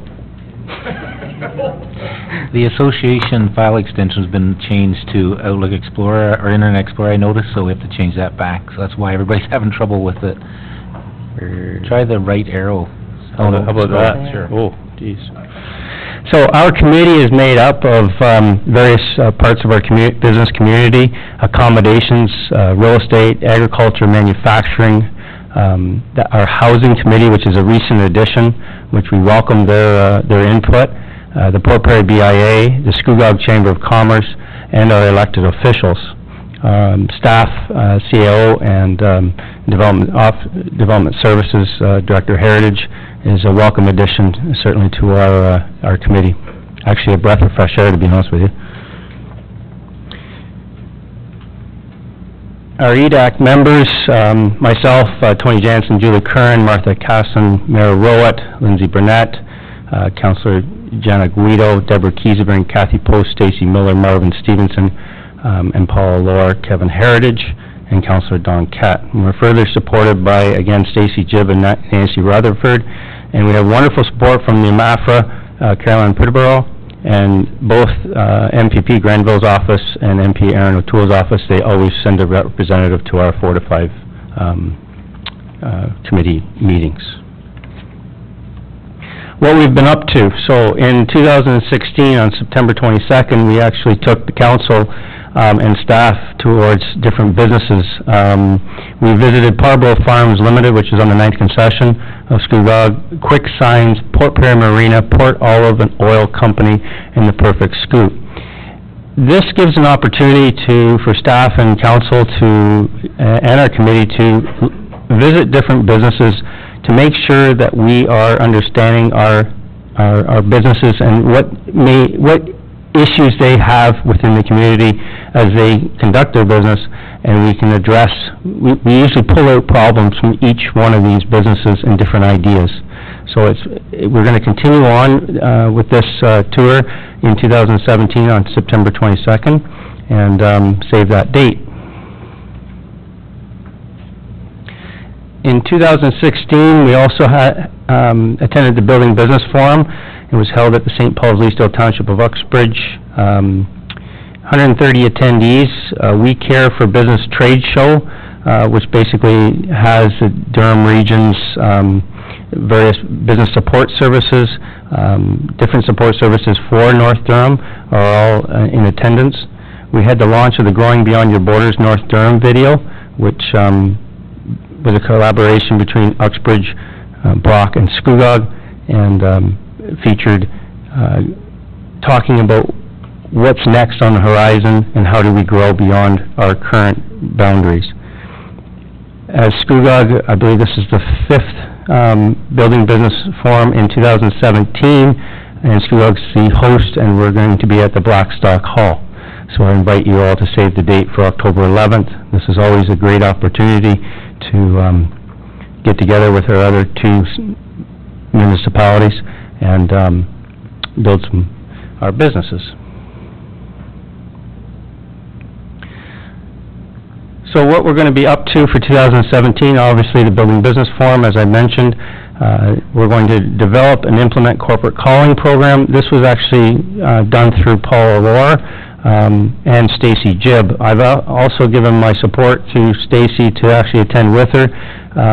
She is we're going to be going out into the community, hopefully through the summer and fall, that we can basically talk to the different business owners, whether it's through the employment sector, most importantly, the employment sector, and find out what different issues we have. This is a continuation of our, help me out here. Our BRNE, our Business Retention and Expansion Program, and it's a follow-up to that. And this is where we can flush out different issues that are going forward that we can help. Our council business tour, as I mentioned, September 22nd, and through Director Heritage and Chief Administrative Officer Paul Lord, develop a community improvement plan for that employment area. And an impetus to this was the Ski Log Line 6 reconstruction with municipal water.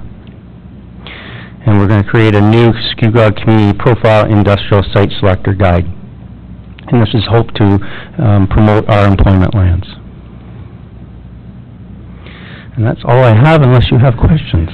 Great, thanks for the update. Lots of things happening with economic development, and on behalf of council and staff, thank you, Mr. Puckren, as the chairing this. I know it involves a great deal of time, and to the co-chairs and all the members of the committee, so thank you. Thank you. Questions from council? Councillor Watton and Councillor Drew. Thank you, Mr. Mayor. I just have a question further to the RME solar corporate calling. How many are you hoping to target this time? I mean, I think we did 123 last time. Will they be the same or different? Most of them will be through the employment areas, and part of the community improvement plan is where this is going. As a follow-up, this is also the building retention and expansion program was through the Vibrant North Durham support that we had from the Durham region.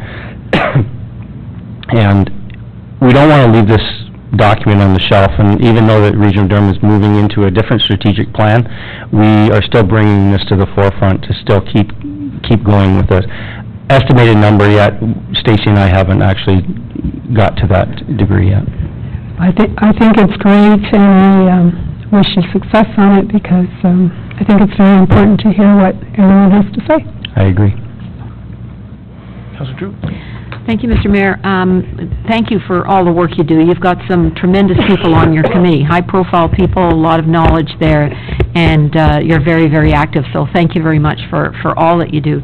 I just wanted to point out that you might want to check the October the 11th date. I believe that's a regional council meeting, so that means that there will be 3 mayors and 3 regional councillors that may not be able to attend your event, unless you have it in the afternoon, which we may be able to attend then.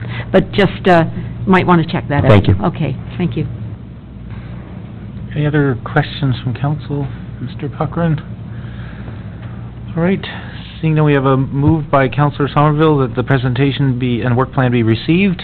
All those in favor? Carried. Thank you very much, and enjoy the rest of the day. And next up, we have Mr. Howard Morton from Flash Fiber to come on forward.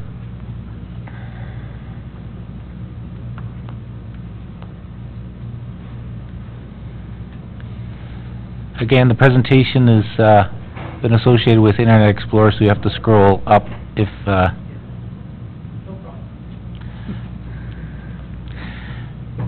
Thank you for, just make sure the button's pushed down on the mic, and it should be flush. And away we go. Just make sure my volume is okay. Mr. Mayor and members of council, it is a privilege to be here today. We share the vision of Skugog Township for creating the light-speed economy. We have been working in consultation with your CAO, Paul Allure, with members of the Municipal Service Corp, and we share your vision in terms of looking to create jobs and opportunity in your employment lands. You know, it's actually funny, as we were preparing, and I was enjoying the discussion about parking in the community. We believe the opportunity to create the reverse commute is really important. According to my handy-dandy friend Google, the commuting time between here and the GTA right now is 56 minutes. And we know that in rush hour, it's probably anywhere between 75 and 90 minutes. So as we look at this, at Flash Fiber, it's not about connecting cables and wires. It's about building the digital foundation for the community, and we believe it's about growth. As we look at Scugog and we look at the region itself, there's a couple things that come to mind, and I'm not going to troll through all 14 slides, but what's important is this. It's about leveling the playing field for this community to create a viable alternative. Durham region as a whole, and certainly Scugog deserves better data. And better. It's a shame the fact that Canada has now dropped to rank 24 in the world in terms of speed of internet access. The average speed as measured by the Canadian Internet Registry Agency was 14.9 megs per second. The average speed in your community ranges between 5 to 10 megs per second. That puts you on par with rank number 37 in the world. And certainly as you look to commute or to compete and bring jobs into the community, it requires greater access. And we here at Flash Fiber announced on May 16th, in conjunction with the province, a $400 million commitment to build fiber optics into the region. And what's important is it's fiber to the door, not to the street. A single light-speed strand of fiber carries, one strand carries the same amount of data as 100% of all the cellular calls between Scugog and Montreal today, one strand. As we come into the community, we will be delivering between 400 to 1,000 strands of fiber. We know that that's important to help grow out the businesses and help support. We are very fortunate to have had the support of UOIT and Matthew McKenzie and your Municipal Services Corp, or Scugog Fiber, to help us explore the opportunity. For us, it's about accelerating access to this region so that we can support the reverse commute. Big data to us is not enough. So when we look at it, a couple of things I'd like you to ponder as you think about things. So we touched on the fact that the average commute time is 70 minutes. Well, if we can actually take that 70-minute commute and reduce it, or 70, best case scenario, 90 minutes, reduce it by 50%, that averages roughly 45 minutes, or 45 hours, I should say, a month, in which your residents don't have to be on the road commuting into the GTA to look at roles. What does that mean? It's the equivalent of getting a 4-day weekend once a month. So think about that. It's a big difference. Data and fast data is the key. There are a lot of organizations out there right now talking about fiber optics, and what we're doing is bringing the highest quality. If you look at the chart and you see the image and the size of the pipe, what you have today is the second from the left. So it is the second smallest pipe today. What it means in simple terms, I have 5 daughters. They stream movies. Today, for them to download 10 movies would take them 4 hours. With Flash Fiber, it will take them precisely 1 minute to download all 10 movies. It's the difference between competing and winning. In 2 years' time, every person who's connected to the internet will produce 1.7 megabits of data per second. 90% of the world's data was created in the last 2 years. However, this community is being served by infrastructure that is 20 to 40 years old, and we're here to make the investment to deal with that. So our range of services is a complete service solution. We will be kicking off later in the summer our complete speed with our light speed internet, which starts at 300 megs per second, which is roughly 75 times faster than what's available today. What's important to note is our download speeds are 300 megs. Our minimum upload speed is 100 megs, because speed up is more important than speed down. It's about your ability to work and play. So that puts you on par with some of the major cities, and would put you speed-wise at roughly 30 times the average speed of Toronto, to put it into perspective. We also will have a complete range of TV solutions, phone, and internet. We also believe that fairness is important for any community to grow. So from a fairness perspective, we have 3 principles that we're looking at. Number 1, helping local business create opportunity, both from an employment perspective, by locating employment facilities in your employment lands to help us with our deployment across the region. Number 2 is fair pricing. For us, fair pricing starts with a baseline service for a 300 meg service at $60 per month. That's roughly 75 times what you're getting today for less than you're paying today. Our full TV, internet, and phone service for consumers will start at $105 per month. There are no asterisks. There is no change in pricing at the end of the month. So we believe it's about helping compete, and we're working with your Municipal Services Corp to look at the location of nearby hosting and data center facilities to serve the region more broadly. We also understand that attracting innovation is really important into the region. UOIT is known as one of the leaders in big data, and what we've seen is that the average job in knowledge economy areas attracts 4 times the growth that we've seen in any other sector in the economy. The average knowledge-based worker in the GTA makes 30% more than the average worker in Durham community. So to put it in a different way, that's like getting 12 raises in 1 year by attracting knowledge jobs into the community. The growth we've seen in Stratford attracted a $300 million Royal Bank IT contract out of Richmond Hill and out of downtown Toronto by the investment in fiber. You know, we're aware of the efforts that have been ongoing here in Scugog, and we applaud the innovation that's occurred. We're here to help accelerate that. We've also seen Chattanooga, which bears some resemblance to Oshawa, just to the south. Chattanooga in 1969 was accorded the dubious distinction of being the dirtiest city in America by their EPA. Today, Chattanooga, with the introduction of fiber to the door, has attracted $8 billion in investments and 15,000 new jobs. We know the importance of increasing your tax base in your employment lands, and we want to be your partners to help grow this out.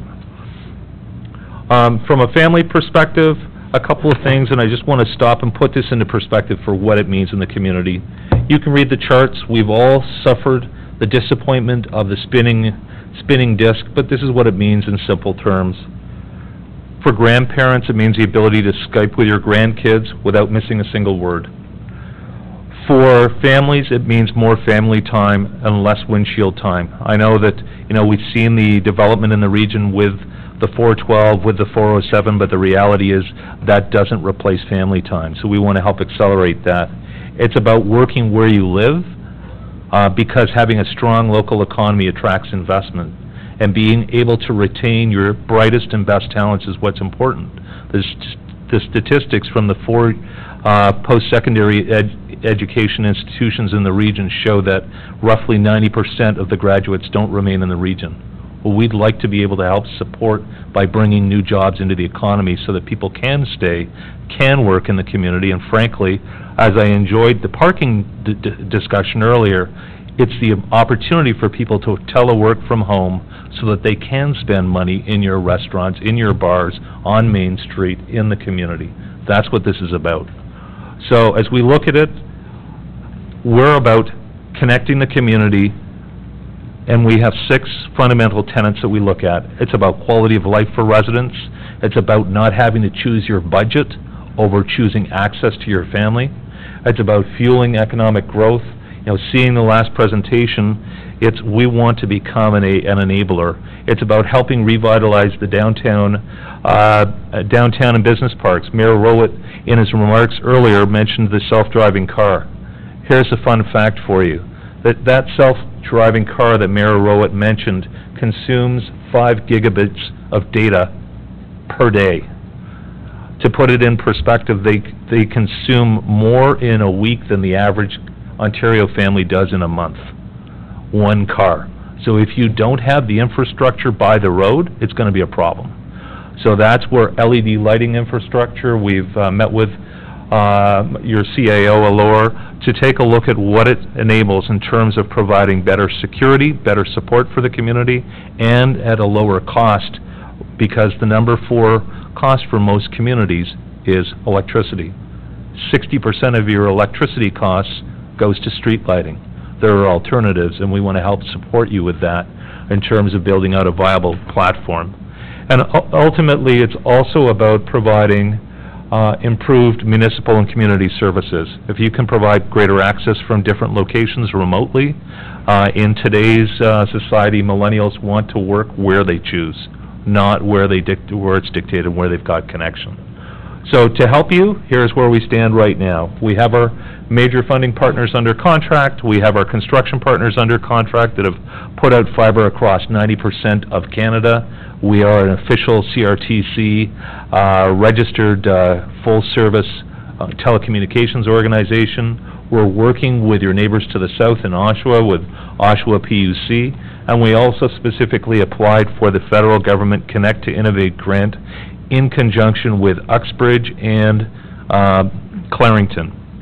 We know that's something that Mayor Rowett and your Municipal Services Corp has championed. We made the direct investment to see it through. The opportunity for this region is roughly about $15 million of federal grant money. However, in working side by side with your MSC and with your council, our goal is to not wait for the federal grant money to come in, but prioritize deployment.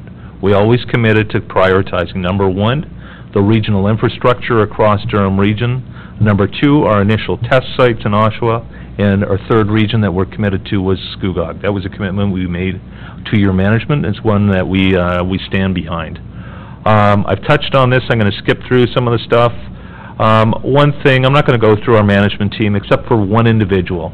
Our chairman, Don Morrison, was the gentleman that took research in motion from 2 countries to 175. We have attracted a top quartile team that is here to give you confidence. It includes the former presidents of Sprint Canada. It includes the former presidents of Toronto Telecom Hydro, the CEO of an organization that deployed fiber to 2.5 million homes in the U.S. for Google. Building this infrastructure cannot be done alone. When we first had discussions with your CAO and with the Municipal Services Corp and members such as Matthew McKenzie, we recognized the desire and need for this connectivity in the region, but you cannot bake a slice of pie. The reality is this kind of investment requires critical mass. It requires at least 250,000 households.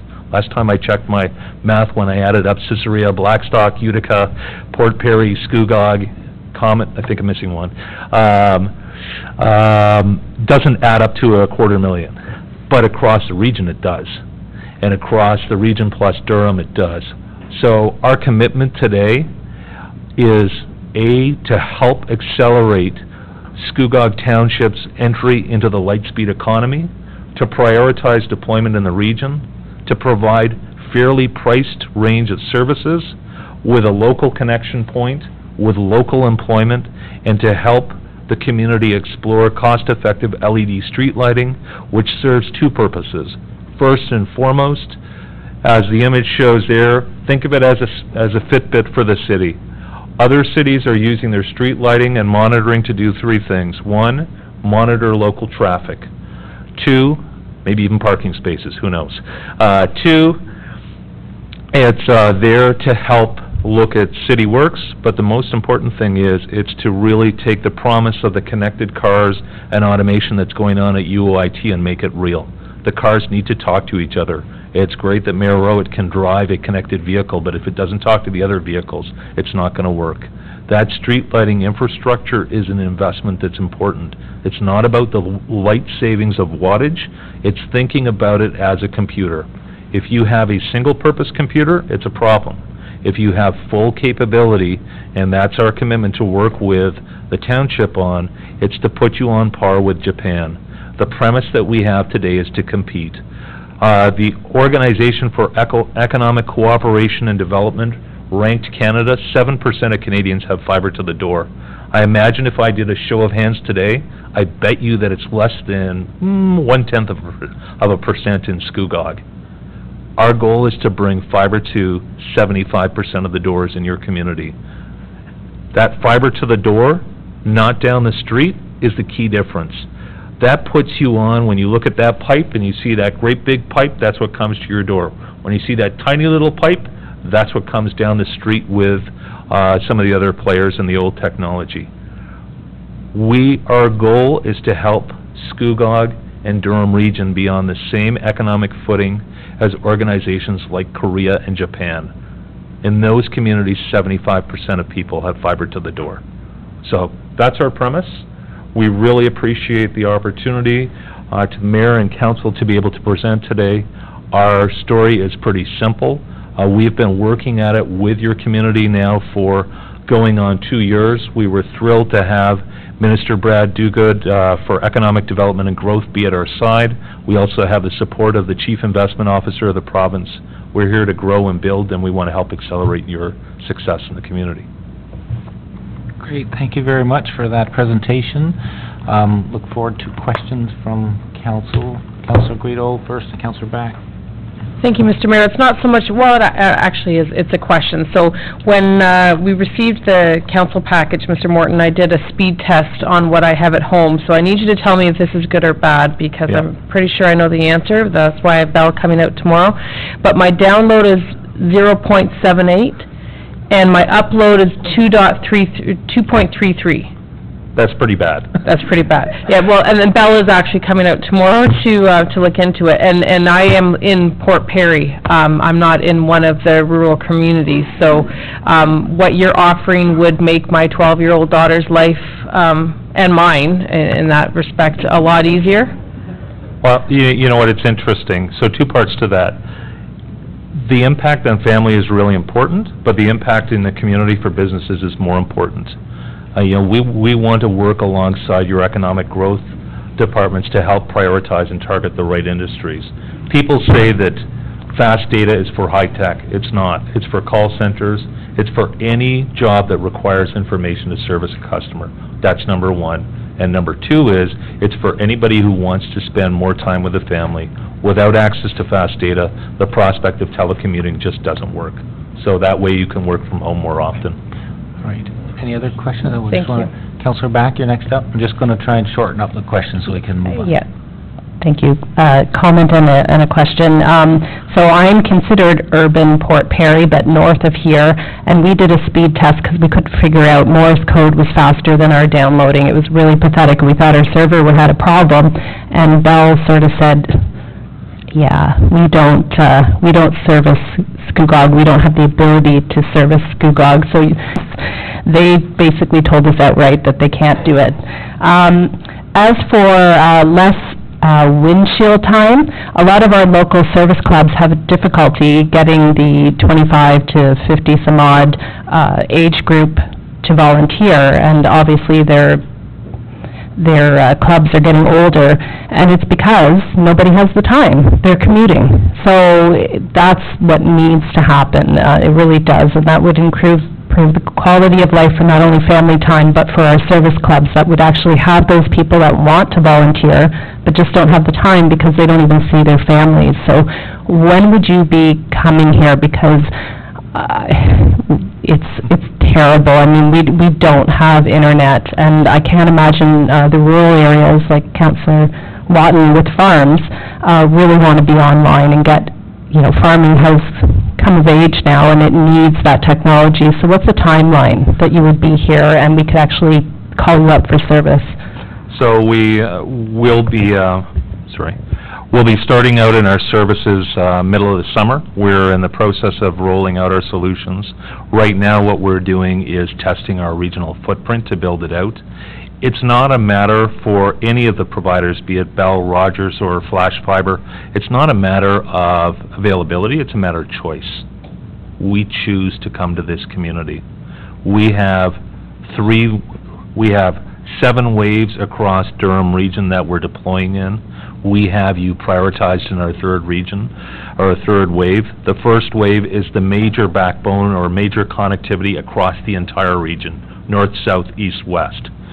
So for us right now, whether that means coming up Simcoe, whether it means heading across Taunton, heading across Dundas, heading across the lower parts of the region, we want to get that part done first. And we will have a report from our engineering team by the end of the summer so we can come back and give you a definitive answer. But from our perspective, time frame is in our third tranche. It's in early 2018 is a time frame that we're looking at. This year, we need to build, for lack of a better term, we need to build our backbone. Any other questions from council? I just wanted to clarify there, do you have a municipal access agreement from the region right now, right? We do. So you have the authority region-wide to be working in the right-of-ways, et cetera, and our own municipality is very, through our departments, are dealing with municipal access agreements, so we've updated ours in the last year and a half or so. And the employment lands, well, obviously you've heard we're doing Line 6, et cetera, and fiber, so we want to make sure, as you mentioned, opportunities, that we have Line 6, and we want to make sure providers are putting forward conduit suggestions. I'm not sure if I'm sure actually that conduit is being put through there, but I just want to make sure that it is at least a discussion piece when you're working with different levels of government, such as Bell and Rogers receive an automatic kit, so to speak, when development permit applications are being issued, that there's communication to other telecommunication providers about fiber deployment for that. So. Yeah, just to direct your point, Mr. Mayor, two things for us that are important. One is access via both your economic planning and your engineering departments to understand future zoning and future planning. To your neighboring community, I know Clarington has actually shared with us their 20-year plan and all future developments, so to the extent to which we can do that, sharing and understanding where you plan to grow and extend helps us dramatically in terms of prioritizing that. So that's number one. Number two is access to conduit and fiber infrastructure, we believe, and the CRTC believes, is a right. So anybody who's building fiber in the region is a good thing. We don't view it as a competitive thing. We view it as an accelerator. We do currently enjoy internetworking, or in other words, sharing relationships with other carriers in the region. And I think the other piece that's important is prioritized permitting. In some parts of Durham region, including Durham region itself, we have a commitment for 10-day prioritized permitting. That ability to permit both helps expedite the deployment. A U.S. study has shown that fiber to the door adds $9,000 in value to a $300,000 home. So certainly from a developer perspective, we are in the process of working with the developers like Minto, like Tribute, like Medallion, like Breen Park, Heron Homes that are in the community. So anything that can be done to help us both from a future planning, from an expedited permitting. We do enjoy expedited permitting in 3 other jurisdictions across the region. We want to make sure that Scugog is at the forefront with that. Okay. Any other questions from council? All right, seeing none, we have moved by Councilor Guido that the presentation be received. All those in favor? Great, thanks very much for your presentation, Mr. Morton. Thank you. Next up, we have the esteemed Mr. Matthew McKenzie. Matthew McKenzie will be doing a Scugog Fiber Inc. summary update to council. The Municipal Services Corporation didn't stand back quick enough when we needed the secretary at the Municipal Service Corporation. So before you start, Matthew, I just wanted to thank you for all the time and effort you put into the Municipal Service Corporation. Everybody speaks highly of the amount of work level and selflessness of time that you put into that, so thank you very much. Thank you, and for helping me understand how the game musical chairs works. I've learned a valuable.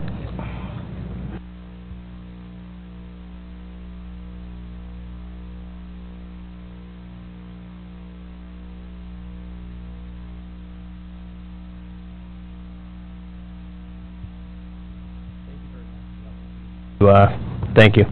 Thanks for the opportunity to present here today.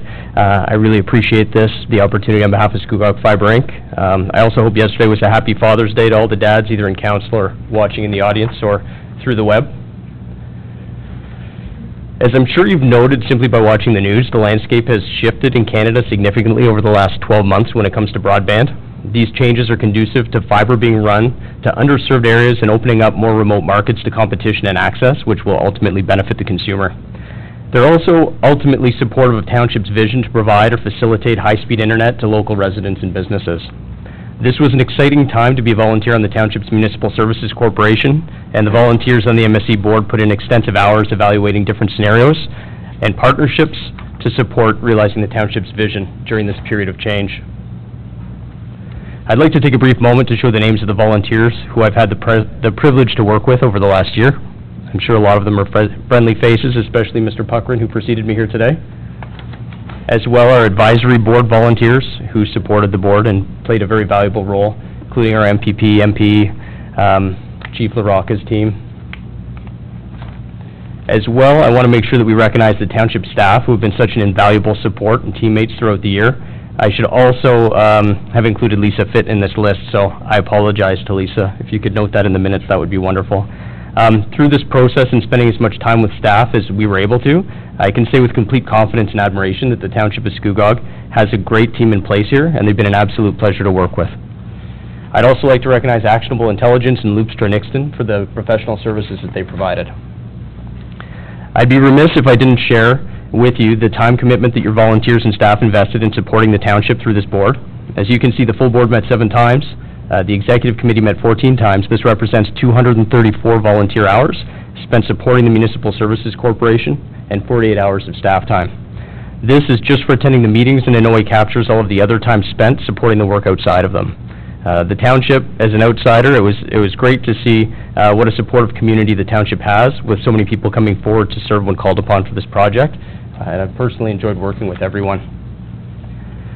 The primary focus of Scugog Fiber Inc. was to conduct rigorous legal, technical, and business due diligence on multiple options to realize the vision of council. These options involve vetting 2 serious and committed potential partners, evaluating the risks and business case for building a network, as well as leading a coordinated regional grant application. Things started off in June, and they began fast and furious, with the second board meeting actually being focused on formal presentations from 2 different potential ISP partners. The following months remained primarily focused on reviewing detailed proposals of the different models to achieve the Township's vision. There were also a lot of work done on the corporate formation and drafting the bylaws. This period also included a board retreat and extensive technical reviews and legal briefings on various options and how best to ensure Municipal Act compliance, depending on the different routes that the corporation decided to go. October to December were largely focused on reviewing and revising a draft agreement with one of the ISP partners, as well as evaluating a deluge of information that was shared as part of a due diligence process. It's safe to say that at one point negotiation had reached a point where, with one ISP, where there was a high degree of confidence that it was a good solution for the Township and Scugog residents in terms of both service provision and revenue generation. It should be noted that almost all of the options being considered involved the Township potentially taking on a debenture, so the level of legal and risk review was a key priority for the board before anything would be recommended to move forward. And as time went on in the discussions with the different partners, our opportunity to be a business partner declined slightly as we looked at different options. When the CRTC announcement happened in December, it's when the landscape completely shifted. Potential ISPs were able to access government funding to accomplish an expansion without needing to offer the Township priority access through partnership. January to May saw a significant pivot in the direction given the new landscape. Discussions that we were having with one ISP were put on hold, and the President was empowered by the board to begin coordinating a regional grant application, positioning the MSC as the vehicle for collaboration. Despite a valiant attempt at Regional Council by Mayor Rowett and Councillor Drew, a joint regional application was not supported. However, this resulted in a broadband study being funded and prioritized by the region, which was a great step forward. And from the MSC board, we were very pleased to see that direction taken. Ultimately, in the discussions that our president, Mayor Rowett, had with other municipalities, they were less comfortable with the MSC structure than the Township of Scugog, who I think is far ahead of the game in their comfort with this innovative tool. Throughout the process, we looked at a do-it-yourself model for the Township. We worked with 2 engaged ISPs who came very close to an agreement with one of them that we could recommend to our shareholder. And as the landscape shifted, our partners had other options and took different roads, which ultimately leaves us where we are today. So the Township of Scugog remains in a better position today than it was a year ago, though not directly attributable to the work of your MSC.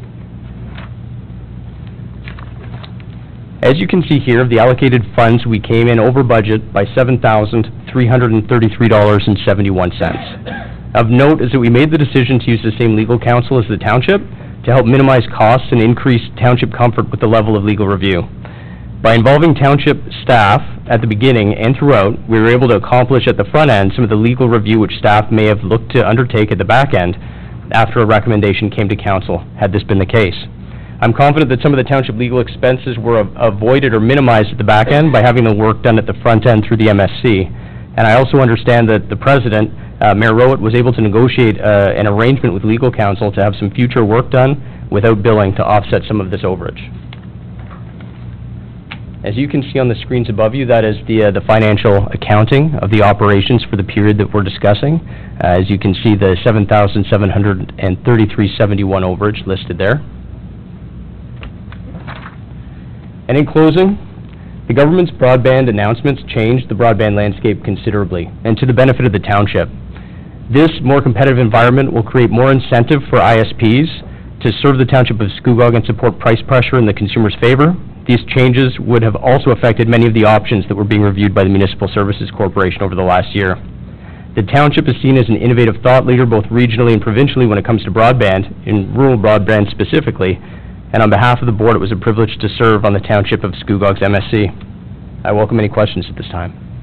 Thank you very much, Mr. McKenzie. Again, I just wanted to thank you all the time and effort you put into the presentation, and I don't think that really captures the amount of time that you put into all the minutes and all the cost-saving measurements that you did with dealing with suggestions and legal secretaries as opposed directly with legal, trying to minimize the cost of what we were trying to achieve here with proper due diligence. So again, I really appreciate your effort in there. So this time, council, questions from council, please. Councilor Drew? Thank you. This is the first report we've had, and I understand that. There's been a lot of confidentiality and to deal with, and also, there's been a lot of changes, and you had to turn around on a dime on a number of things because of announcements that were made. So, first of all, because going forward, things are going to be a little bit different. Do you see a need to have the technical consulting carry on work, because that was a considerable amount of money as well, $34,500.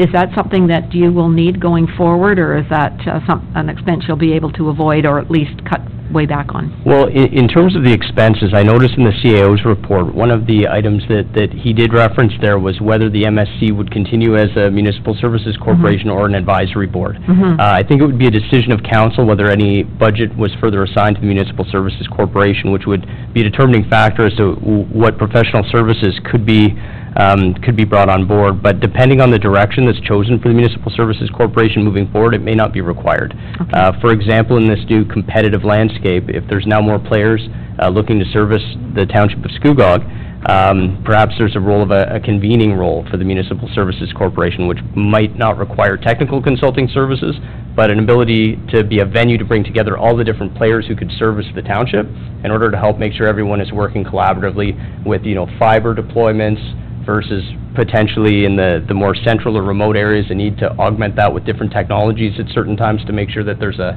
network that covers all the different residences. So to answer your question, it would depend on the vision moving forward, but if it's more of a convening role for the MSC, I don't know that technical resources would be required. Thank you. And you've touched upon, further, Mr. Mayor, you've touched upon other companies coming in, private companies coming in, and they've been here to council to request our support in their application for funding.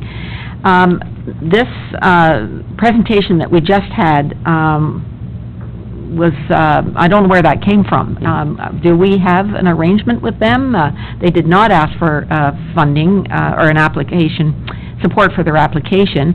I gather they're not going to have one. I don't really understand where they came from. It sounds like they're prepared to come right in. Well, what's all that about?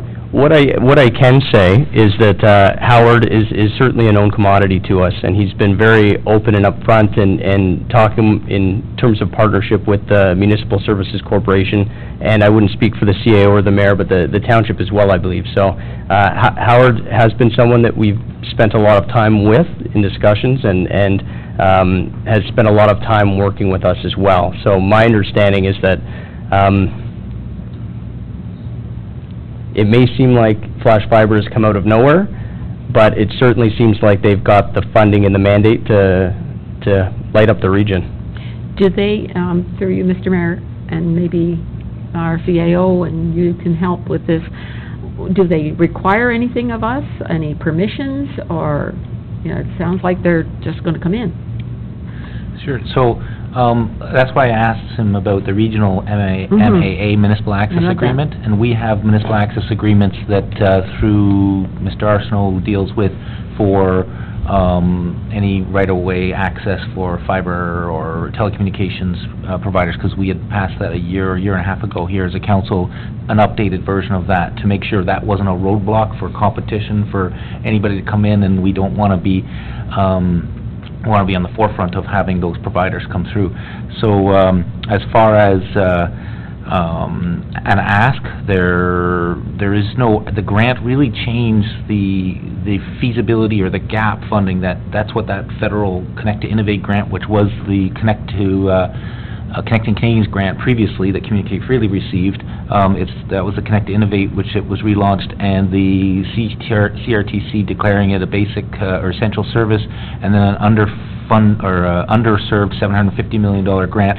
So now that these vehicles are there, these private ISPs are applying to that for the grant, and there are 6 underserved communities in Scugog and 6 in Uxbridge and 5 or 6 in Brock and Clarington, etc. So the federal government is who's dealing with those applications now, and over the summertime or in the fall, that's the anticipated time on when they will declare on if any of the proponents in our area has applied for it. So and further, if I might, so if the companies that we have supported their application are all successful, they will be all sort of in competition or with one another and with Flash Fiber. Is that correct? My understanding is from the federal government questions, and our technical advisor was that was the challenge of the federal government, is that they didn't want to fund the same area with multiple providers. They're going through this process because there were to my knowledge, 3 different applications that went into the federal government, and so there'll be Bell being one of them, Flash Fiber being one of them, and Andrews Wireless, right, which was for 2 of the underserved areas. So we don't know. We weren't part of those applications. As you recall, I came to council asking for a request to get the region to collaborate on an application for that one, to try and have the MSC be the lead, but with a partnership of an ISP, but because everybody was wanting to do their own initiatives, and then the private ISPs have put forward the applications. So we wait and see. Hopefully, I mean, it's a win, because if we look at the underserved communities, it was Nestleton, Blackstock, Caesarea, Utica, Epsom, and Green Bank? It wasn't Greenbank, I think. I can't remember the 6th one. Maybe it was Seagrave over, but 6 underserved communities, 3 on either side in the wards. If any of the applications are successful, and it's a win for Scugog Township, so we hope that they do, and that's fiber backbone, that's not fiber to the home. I do know that Bell was on a major initiative as well to do a fiber application, so we want to get as much investment into our community, because we know that competition is good, as well as having other providers. Thank you.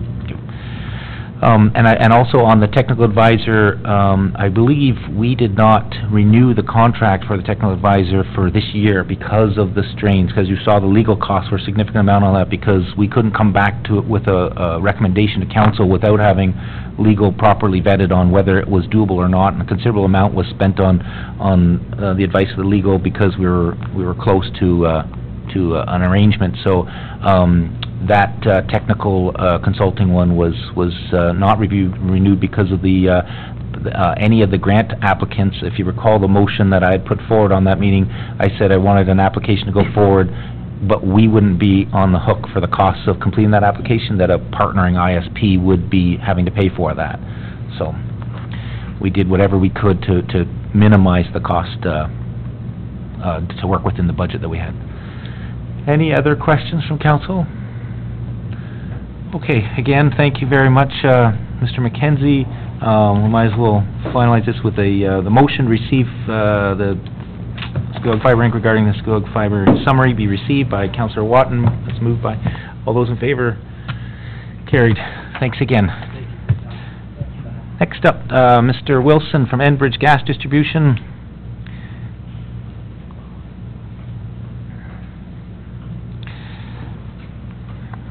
Well, I imagine you know a lot more about what's happening in Scugog right now.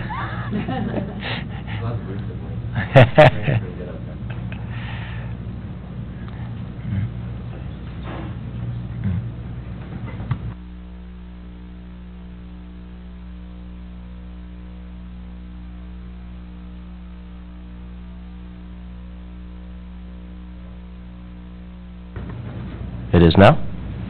Great. Mayor, members of council, staff, thank you for having me here this evening to talk about bringing natural gas to Scugog Island.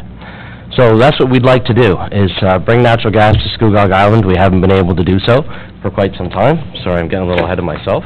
I made some notes. I will be brief. I know it's a long evening. It's very difficult for me to be brief, but that is all I'm going to say about how brief I'm going to be. So, the first slide I'm going to skip through. It kind of gives you an idea of the existing Enbridge footprint in Scugog, so you can look at that at your leisure. I don't think I need to spend too much time explaining why we'd like to bring natural gas to Scugog Island. I think the economic and the environmental benefits are significant and pretty well understood. This particular table right here, if you add everything together, take an average, you're looking at about $860 a year in annual savings.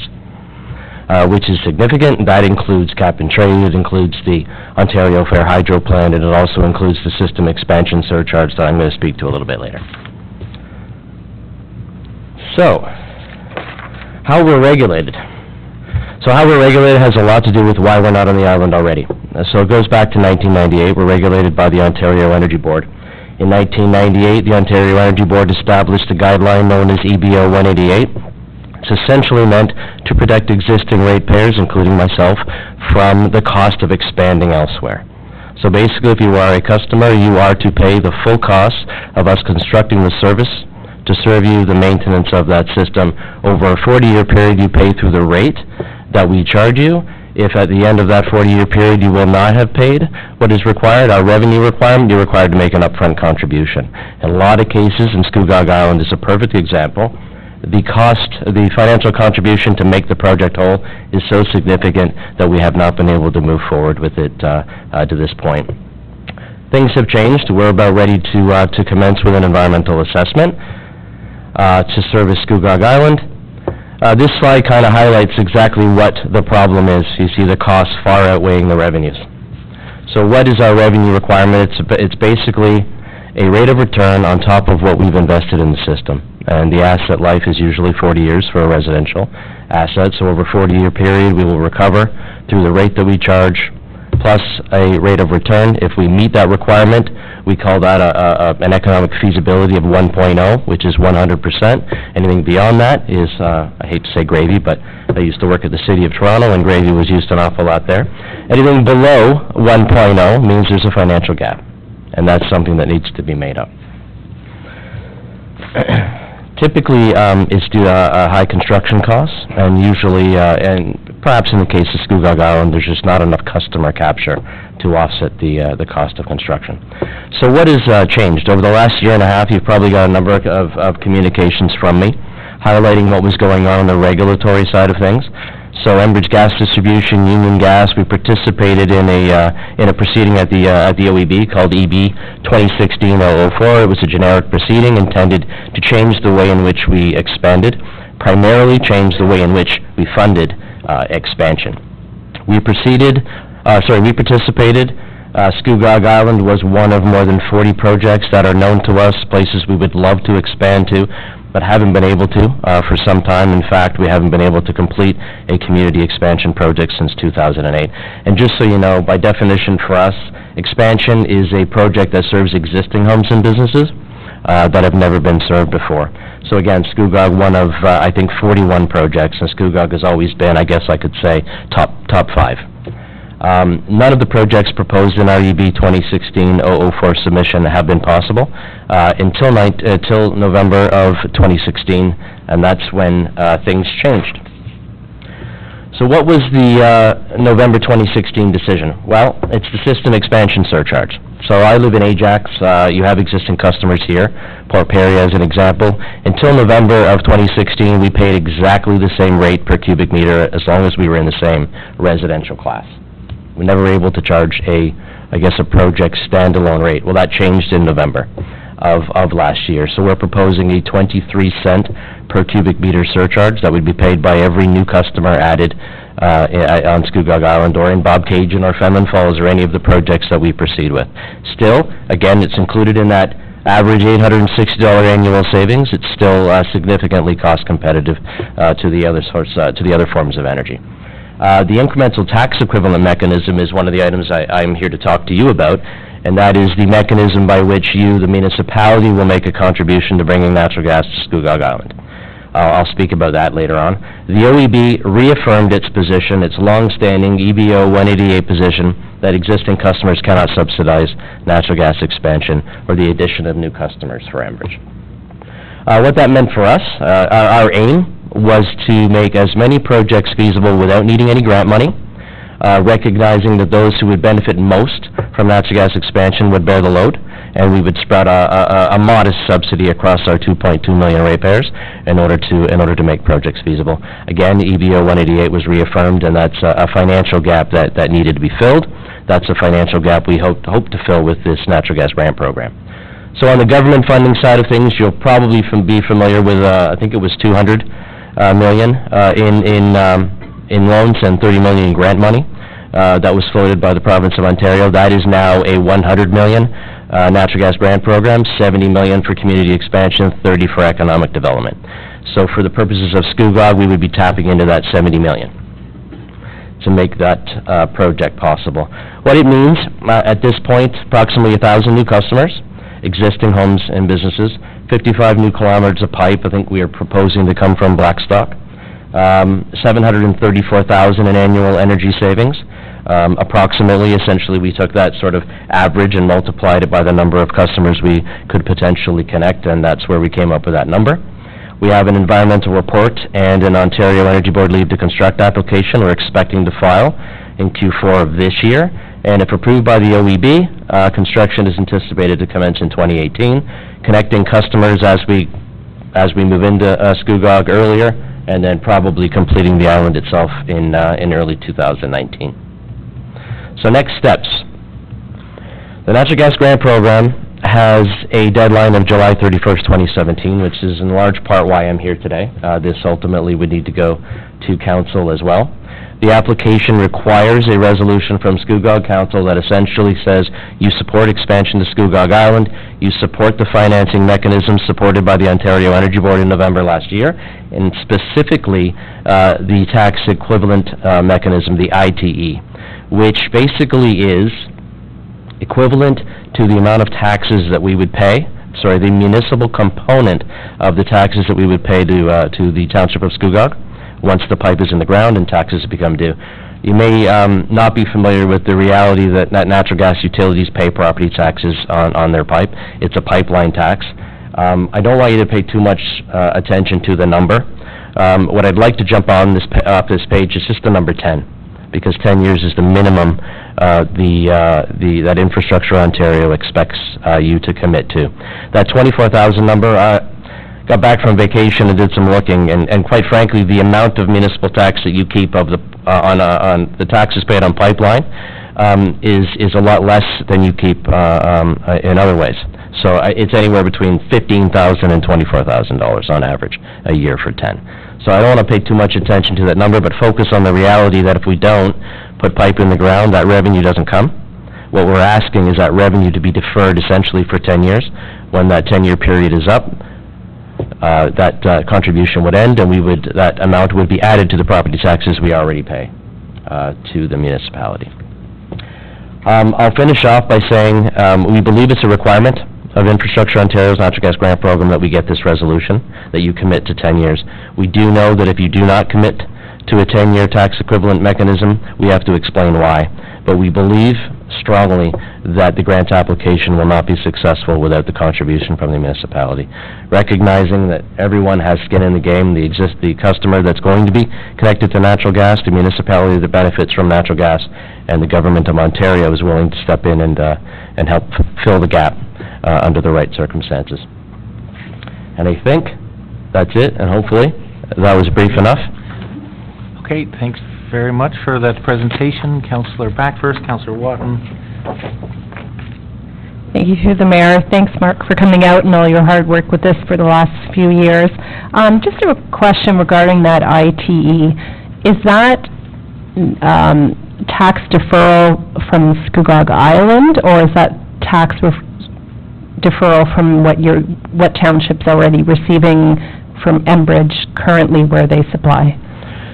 So it's just the pipe it's just the tax related to the pipe that we put in to service the Scugog Island project. Okay, and so currently the township's receiving $0, so in theory, we're not losing anything. We're just helping our residents get more affordable, cleaner energy. Yeah, the township of Scugog is sending us a tax bill, and that tax bill we pay, and then it's divvied up. Some of it is education tax, some of it is for the township, and some of it goes to the region of Durham, a significant amount to the region of Durham. So we're paying taxes on the pipe that we already have in the ground. What would happen in the future is that we would put pipe in the ground to service Scugog Island, so that 55 kilometers of pipe, that would be assessed. You would send us a tax bill based on information we've provided to MPAC on the value. You would simply look at the assets that we added to service Scugog Island, and you would essentially send us back the value of those assets for 10 years. But we're not out of money, because we're not deferring what we currently receive from you. Correct. We would just be deferring what we would receive from Scugog, but right now it's $0, so... Correct. Yeah, you're receiving nothing for Scugog Island. So it's not a loss. And I think... yeah, no, that's it. I just don't want to lose money in it, and $0, as long as it benefits those people on the island, it's a good deal. Agreed. Councillor Watt? Thank you, Mr. Mayor. Does natural gas tend to increase the value of a home based on MPAC's assessment? I would say not. No, not officially. I think that the current value assessment of your property, sure, what you could get for your property on the market would probably be higher if you had access to natural gas. I imagine it would be higher if you had access to the fiber, for example, the internet access that's been spoken of earlier. Yeah, all of those things would would improve your ability to obtain a better price for your home on the market. I don't know if it would affect the current value assessment of your property specifically. Well, not this year, anyway. Thank you. Okay, Councillor Kett? Thank you, Mayor, and thank you, Mark. I know we've been almost 4 years putting this together, but I really appreciate the fact that you've worked as hard as you have to help the people of the island. Would it be worthwhile for us or the mayor or Councillor Drew to go to the region and ask if we could get a portion of theirs back too? Very glad you brought that up, because you've reminded me that there was a meeting when I was away on vacation, initiated by myself at the suggestion of the mayor, that perhaps we talk to the region. So the region has asked, I think again, when you're looking at the pipeline tax rate, I think the region takes about 35%. So it's significant.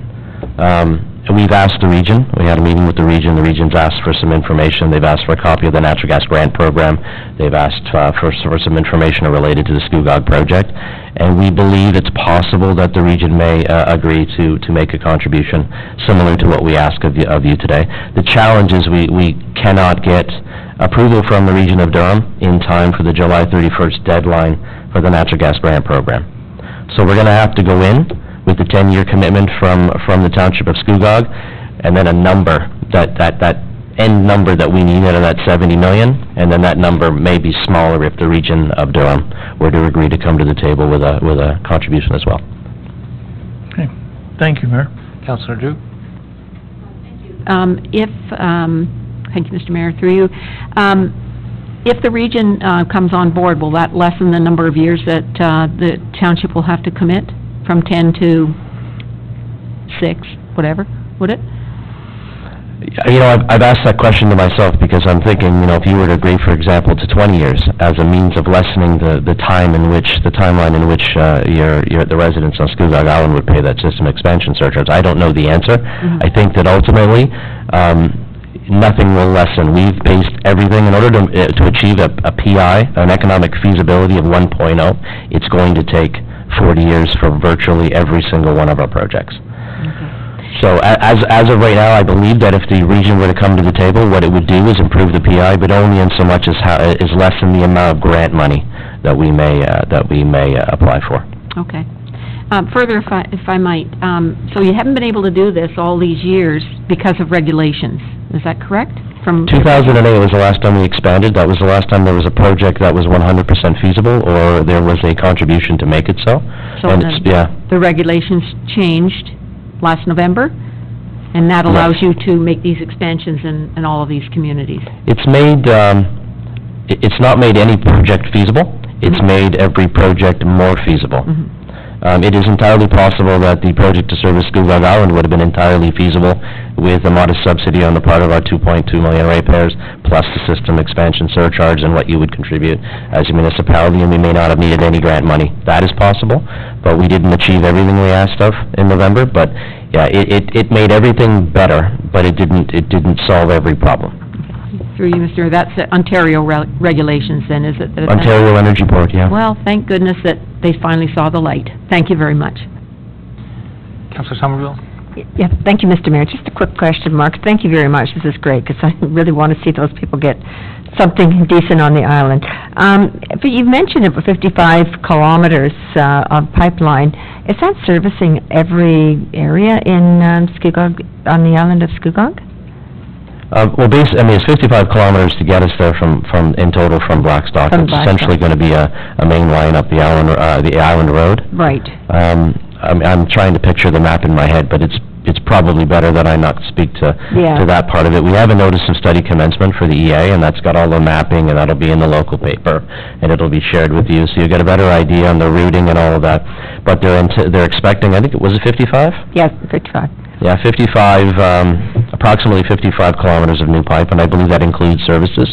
So we pay taxes on everything, on every meter of pipe we put in the ground. Well, that's what I was just going to say. Will that not make a difference in the taxes that you be paying on, if it's 55 kilometers? If it's more than 55, say it's 100, that's going to make a big difference, isn't it?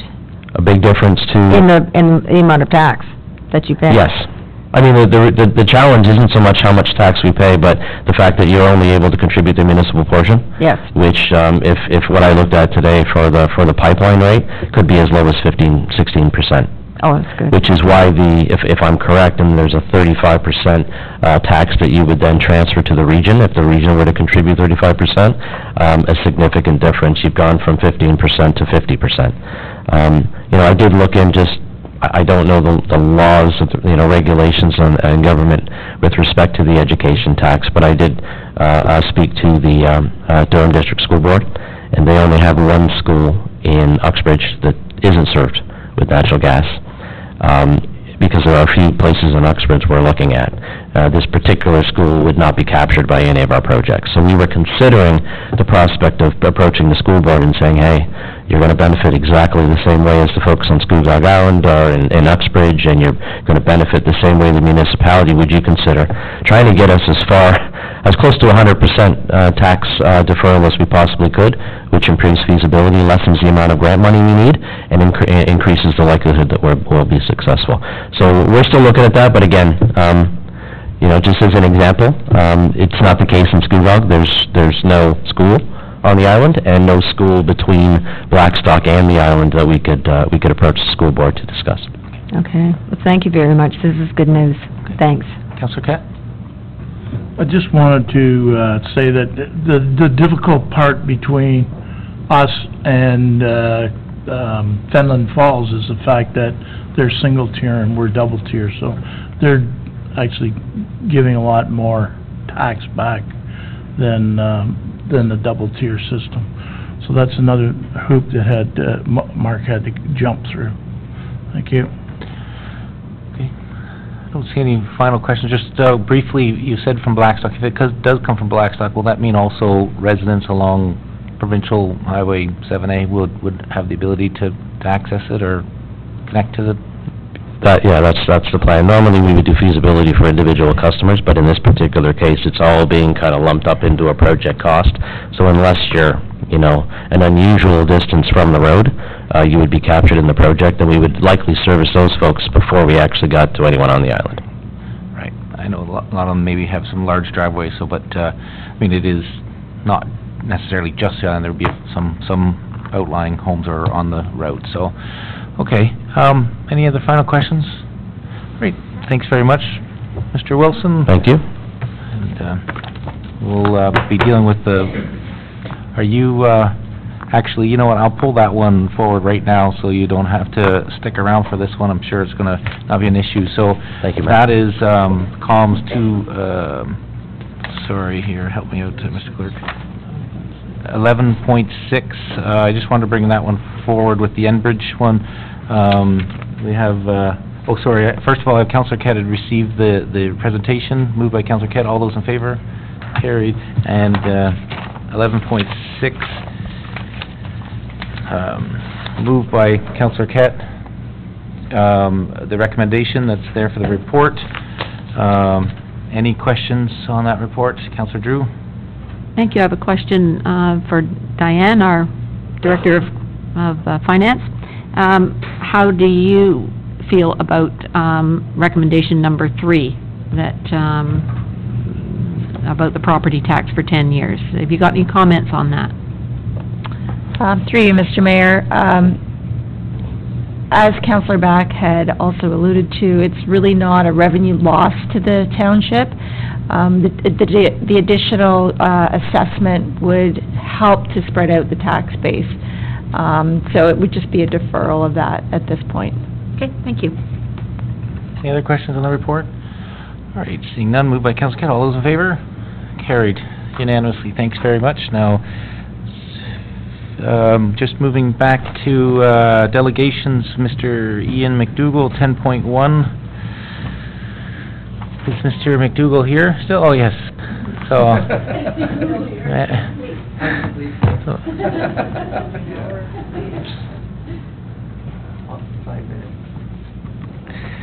okay, delegations have 5-minute limitation, and you can hold me to it. Good evening, everybody. My name is Ian McDougall. I live in 56 Berry Street, Port Perry, just down the road right there. Anyway, I'm your Scugog citizen representative for the Durham Trails Coordinating Committee, which is a committee of council of the whole for the region. Very soon we will be hopefully if all goes well, we will become the Durham Active Transportation Committee, which is a major shift for our committee. I'm going to page forward to the next slide, and hopefully that works. Scroll. Whoa. Scroll. Oh, sorry. I'm used to my tablet. Okay. What do? This is a map we look at a lot. It's got, the red lines are established regional trails. The green lines are desire lines for trails that should be created in the region. I'm going to scroll up just a little wee bit. The original committee was created to connect lake to lake to lake. so Lake Simcoe to Lake Ontario to Lake Scugog, and to enhance trail connections between the municipalities. Just last year, Lake Simcoe was finally connected to Lake Ontario with the addition of the Beaver River Trail in Brock. Nick Colucci up there deserves a lot of credit for that. As of yet, Scugog has not been connected lake to lake. We are not connected to this trail system in any way, shape, or fashion. The other part of this is to enhance connectivity between the municipalities. I'll go to the next slide. This is the last really known trail brochure that I know of for Scugog. There was an attempt to redo another one. It didn't really seem to go anywhere. I haven't seen too many of them around. This is the second page. I can guarantee you that the trails in Scugog don't look like they do in this brochure anymore. They just don't look like this. This is a Focus article that the Focus did on myself and my family enjoying the trails, and I can't tell you how many people were asking me about Scugog trails and opportunities to recreate in our area after. I tried to explain where you might find some, but it was basically trying to explain the patchwork that we have. Have we considered it? Sure. And really, this is all part of active transportation is our move forward, because it's not about trails anymore. It's about being able to cycle, use sidewalks, use multimodal transportation, and use the trails as well. So here it is in our official plan. I'm sure you've all looked at it, glazed over it once or twice. Here it is again, and then there's a special section in our official plan for trails themselves. So we have considered it in our official plan. I'm going to have a quick look at this slide. This slide, the main line I want to look at on this slide is there's a green line that goes up the side of the Nonquan River and goes across Craig Road and then goes through Greenbank and then joins into the Trans-Canada Trail. I just found this in the official plan about 2.5 months ago, 2 years into my time at the Trails Committee. That's supposed to be our joint into the Trans-Canada Trail, which would join us lake to lake to lake. The previous Director of Public Works had the idea that since the Line 8 bridge is closed, it would make sense to use Line 8, and this also makes sense because if you go straight across Line 8, it's not really well used across on the other side of Highway 12, and then it goes into a snowmobile trail on Ward Road, and it joins roughly right into where the new animal shelter is, and there's possible trail connection in Uxbridge. So we carried that forward, and it was put forward on a regional trails working document. This is the section in town.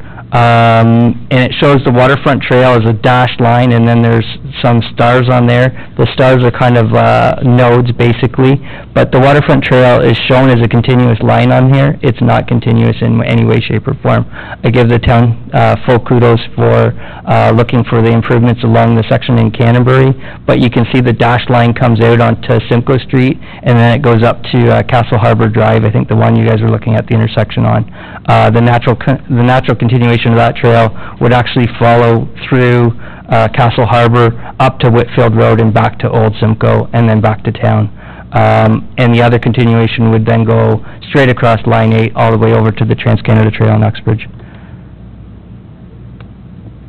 So most of the municipalities are funding this type of trail growth off of development. We've had no development as of yet. So thus our announcements are TBA and TBA. So we don't know our lengths of trails. We don't know when we're working on them. That's been the status since we've been there. It's been very frustrating. There's the connection from town. So continuing the Canterbury Common, straight across Line 8, straight into the Trans-Canada Trail. Much shorter connection. Low-hanging fruit, so to say. So you're past 5 minutes, so if you can just sum up, that would be great. Will do. Long story short, places to grow. This is not an option in terms of prioritizing active transportation. So our trails are part of this prioritization, as are our sidewalks and cycling routes. The importance, you can see the timelines for types of travel in Port Perry. This town is completely walkable and cyclable. If you choose not to do so, it's not because it's not doable. And then one last plug, Nick Colucci has arranged a ride to go lake to lake from Lake Simcoe to Lake Ontario on October the 26th, which is the day that is to celebrate Trans-Canada Trail. It goes through Scugog. So hopefully we can see you out there enjoying it. There it is. And I'm here because I just don't want us to miss the boat. You said October 26th, you meant August 26th. Oh, sorry, August 26th. Thank you. Great. Okay, thanks. It's late. I failed to give you congratulations for your daughter's successes. Thank you very much. That is great. Councillor Back had announced that. So, and again, before we go off to questions, I just wanted to thank you for your involvement, representing, citizen representative on the Trails Committee, now the Hopefully. multimodal, October. And then the Green Belt and all of the active involvement you are in being a vocal or voice for not just cycle improvements, but all forms of transportations and enhancements to the community. So thanks on behalf of council. So, questions from council. Councillor Back? Thank you, through the mayor. So I have one question and 1 point. So cycling, as you had stated in your last presentation, is great for economic development. The cyclists usually make 100,000 plus and like craft brewery, and they like butter tarts and coffee. So Port Perry is missing the boat, so to speak, with all those cycling tours going around the region, and really right now not connected to Scugog. So we need to start prioritizing this. I have a question, and he's not here. Darn it. Perhaps our CAO will know this from his planning background. Cash in lieu for developments, if they're not going to do a park and it goes into park reserves, are trails not considered, in a sense, parks? Because it's also active, physical? So I'm going to get to the answer, but it's the questions to the delegation at this time. Oh, I'm sorry, it's just a question that popped up from the delegation.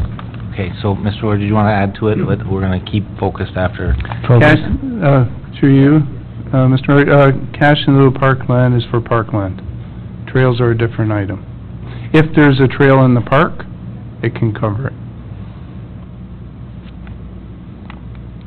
Any other questions, Councillor Bang? Okay. Any other questions from council? Right. Seeing none. Closing remarks? Your remark is? My closing remarks are, low-hanging fruit, I'd like you to pay attention to the connectivity of the waterfront trail, which is deemed a regionally significant trail. If we don't want to pay attention to that, my recommendation is we delist it as a regionally significant trail. The second thing is, pay attention to the connection lake to lake to lake, because Uxbridge doesn't even view us as a possibility to come over here. Your Line 6 is going to do a great job. That's it. My follow-up question to that is that you report there about some announcements of additional funding, et cetera. So are you going to be keeping staff or advising staff on opportunities for funding? And because, as you know from the municipality, that's our biggest constraint is having the resources allocated for it, and we do our best whenever we can to allocate funds to it. So just 100% you're in a catch-22. I realize the municipality doesn't want to identify routes and trails as such because of possible additional maintenance standards, etc. But if they're not identified, sometimes you can't apply for funding that doesn't exist. So if the route doesn't exist, you can't apply for funding. So that's how Nick Colucci got the funding for Beaver River Trail. He created a trail, then next he applied for the funding to upgrade the trail. So if the trail's not there, you can't apply for an upgrade. Okay. All right. But I will do that. But first, you need to create a map of what you could one day build. Okay, great. All right, thanks very much. Moved by Councillor Guido that the report be received. All those in favor? Carried. Next item is our delegation. Is Elijah Antflick and Dory McDonald regarding the proposed development.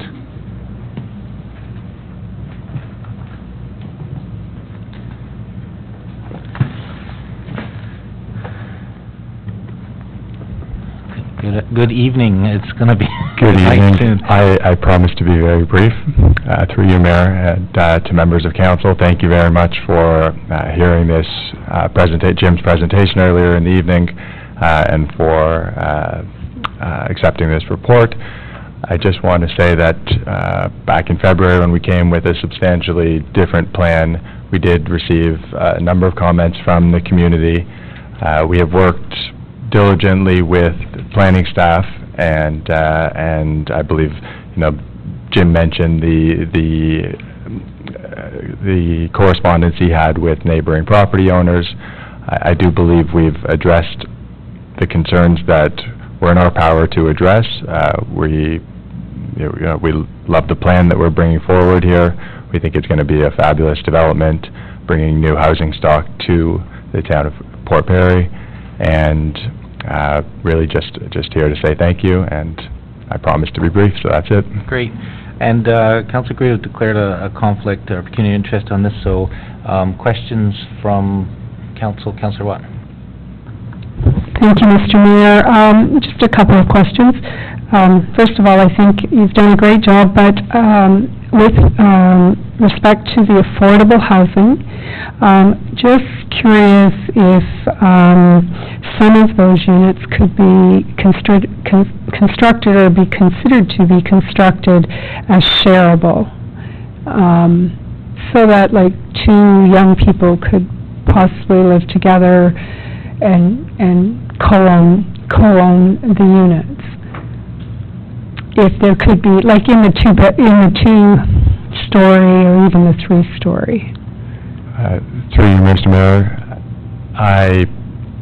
it's a concept that I have not thought about at this point. It's certainly something we can talk to the architects. I'm not sure what sort of differentiations they would make in the plans, but certainly, I know that there has been examples. Actually, somebody I was sitting with back there was informing me that her and some of her friends are cohabitating, if that's what you deem it. But that's, I mean, it's certainly, not that I'm aware, in terms of, what I'm aware of, I don't think the condominium documents or anything like that would have any regulations against that. Okay, so further to that then, could I ask that perhaps something be arranged, or perhaps from the housing committee that I sit on, and maybe perhaps with the chair and vice chair, that a discussion could ensue at least for a couple of the units to see what it could potentially look like? Through you, Mr. Mayor, by all means, I'm always happy to consult. I think the Housing Committee would be a good sounding board on that sort of subject. Happy to, hear that out. I'm not positive what role the developer has in that. Right, but happy to explore that. Okay, thank you. Any other questions? Councilor Kett? Thank you, Mayor. I'm not sure who I want to ask this question to, but I'm pleased with the green space that's out front, buffer between the highway and the housing, and I guess I'm going to ask, would that be part of the green space or park that would be in lieu of, Through you, Mr. Mayor, the green space that's out in front of the housing, fronting on 7A, would not officially be park dedication. In fact, it's going to be part of the setback that the MTO requires, and that's why there's no building permitted on that area. The MTO eventually could expand 7A and take away some of that green space. However, none of the required features of the site, the visitors parking and certain landscaping elements that we'll be installing, would be subject to that expanded easement that the MTO would have the rights over eventually. Yeah, as Ms. Knutson said earlier, this is a great improvement for the gateway of the town, so thanks very much. Through you, I appreciate that. Thank you. Councilor Somerville? Thank you, Mr. Mayor. Your homes are lovely. I'm really pleased with the subdivision, and yes, I'm pleased with the buffer as well. But I'm more concerned about affordable housing in Port Perry, because Port Perry's really gone crazy in the prices. And approximately where would your prices be of your homes set for the affordable homes for young families or a young couple to start out? Can you give me an approximate where you think this would start out at? I know they're 1,400 square feet, so they can't be very expensive. Right. Through you, Mr. Mayor, our pricing will depend on certain factors that get hashed out a little bit further on site plan approval.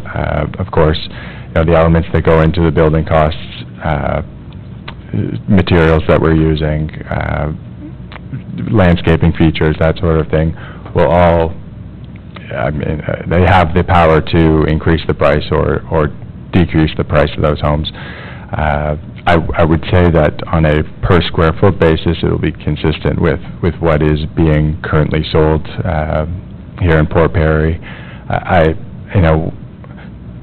would say that the nature of these houses being townhouses versus the traditional product here in Port Perry of single detached 50, 40-foot lots, by nature they are going to be more affordable. Certainly the smaller units that we have will be, it's all relative, I would say, they will be within reach for a young family. It would be nice to retain a younger population here in Port Perry. In terms of pricing, I don't know where the market's going, and I don't think these would be marketed for sale for some time. I mean, the application is coming forward, but I don't know where the market's going to be when eventually they do launch for sales. So I'm sorry I can't give a precise number. And that's perfect, because that's what I wanted to hear. Just one other question I asked. Is there going to be basements in the homes for... Through you, Mr. Mayor, yes, they would be constructed with basements. That's perfect. Okay, thank you. That's good. Sorry, if I could actually just confirm on that one, Mr. Mayor, through you, Mr. Mayor. The three-story units, I have seen some designs where there is not a basement on those ones. They would be slab on grade. The more traditional townhouses that are along 7A and at the south end of the site as well, those would 100% have basements. The three-story construction potentially would not. Councillor Back. Thank you. Through the Mayor, just a comment with regards to quality of life for people that actually buy your homes.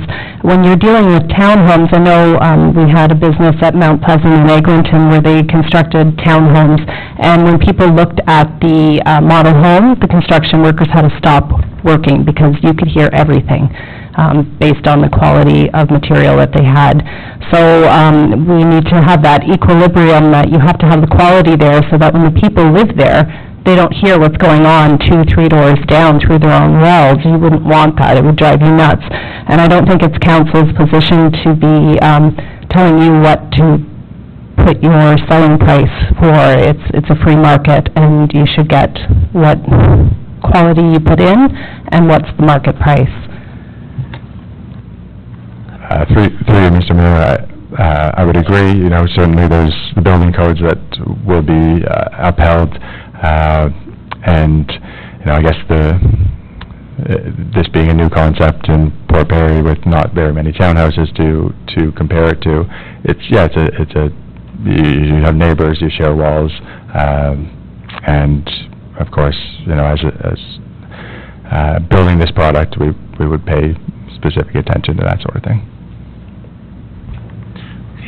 Any other questions from council? All right, seeing none, we have moved by Councillor Drew that the delegation be received. All those in favor? Carried. Thank you very much for your delegation. We have the two newly added delegations are on there, but I'm going to pull forward the 11.2 Elijah Antflick application. Councillor Guido has a conflict on there, so I just want to deal with this now, because I think Councillor Guido, who did I say? Councillor Guido has a conflict of interest on here, so we'll deal with the recommended, or the report right now. Questions from council on the report, on the application? We've hashed out a lot of the questions here. I don't know if the recommendation still stands. We have it moved by Councillor Drew, right? Yep, moved by Councillor Drew, the recommended motion. Any questions, concerns? All right, all those in favor? Carried.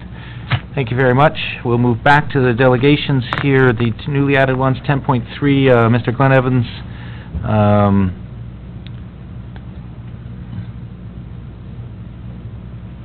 Is Glenn here? Yeah, come on forward.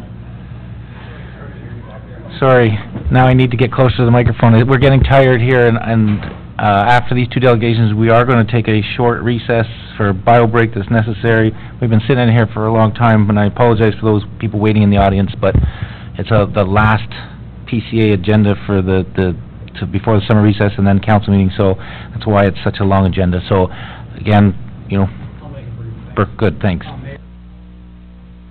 Just make sure your mic is on, so. No. How's that? Perfect. Okay, sorry. Mayor, members of staff, or members of council and staff, appreciate taking time to hear me. I've got a concern about this project at the corner of Perry and Mary Street. We own the property, myself and my wife Kelly. We bought it back in 2004 and been developing it for a number of years. We finally finished in 2000. Parking was a big issue there. When we were doing it, we went before committee of adjustments to try and get relief of our parking, our loading space, our garbage, and handicap parking, which we got turned down on all these issues. We're forced to buy property beside our building to go ahead with this project. We're at committee of adjustments last week. I went to the meeting, and Mr. Doak, he got granted all these reliefs on his property, which I think was not fair on my behalf, because, you know, we're right across the street from his property. You know, he's done a wonderful job with it, don't get me wrong, but I think he's really maximizing the size of the property. There's nothing ever mentioned in the committee of adjustments about garbage cans and handicap parking, just 11 parking spots in the loading dock. So whether that was overlooked at the time, I'm not sure. I was looking also at the, the agenda. There's letters that come in from O'Toole and several other places, but there's nothing mentioned about the concerns of the citizens of Port Perry, like the Wags, the Brocks, myself, Jillian Bradley. These letters, do you have those letters by any chance? Well, you finish with your, Oh, sorry. I'll answer Okay. that. All right. Sorry. So one of the issues we're going to have, if this carries on, opening up the patio bigger outside and extending the hours, we've got apartments right across the road, which is going to be a noise concern. Jillian Bradbury, she's already put her opinion about noise. She's put a complaint in already. She's not here. She had to leave, so just talking on her behalf a bit there. I know Jack says his employees and stuff are going to be parking over here between Tweed and Hickory. That's great on a sunny day, but if it's raining like it's been today, or severe snowstorms, are they really going to park there and walk all the way to their work? They're going to be using the public parking. The public parking, as far as I'm concerned, is a 3-hour parking limit now, too. So anybody using it must only use it for 3 hours, so it's kind of hard to park, put your employees there. I think this is a big expansion for that area, and I really think council should take a hard look at it. I've been 36 years in Port Perry, my wife and myself. We've done a lot of developing in Port Perry. We've been before the committee of adjustments. We've been turned down 4 times over parking spots. We've always had to supply them, shrink our buildings down, stuff like that. I think this, again, should, you know, have some bearing on the rest of it. If this project goes through, it really does open up a whole new world downtown Port Perry. We've got a lot of vacant land, like the Brocks, Lusick's property next to us. We own other properties at the corner there. We own 119, 114, 214 Mary. Does that mean we can go ahead and knock the houses down and build the buildings to the maximum size of the property? So, thank you.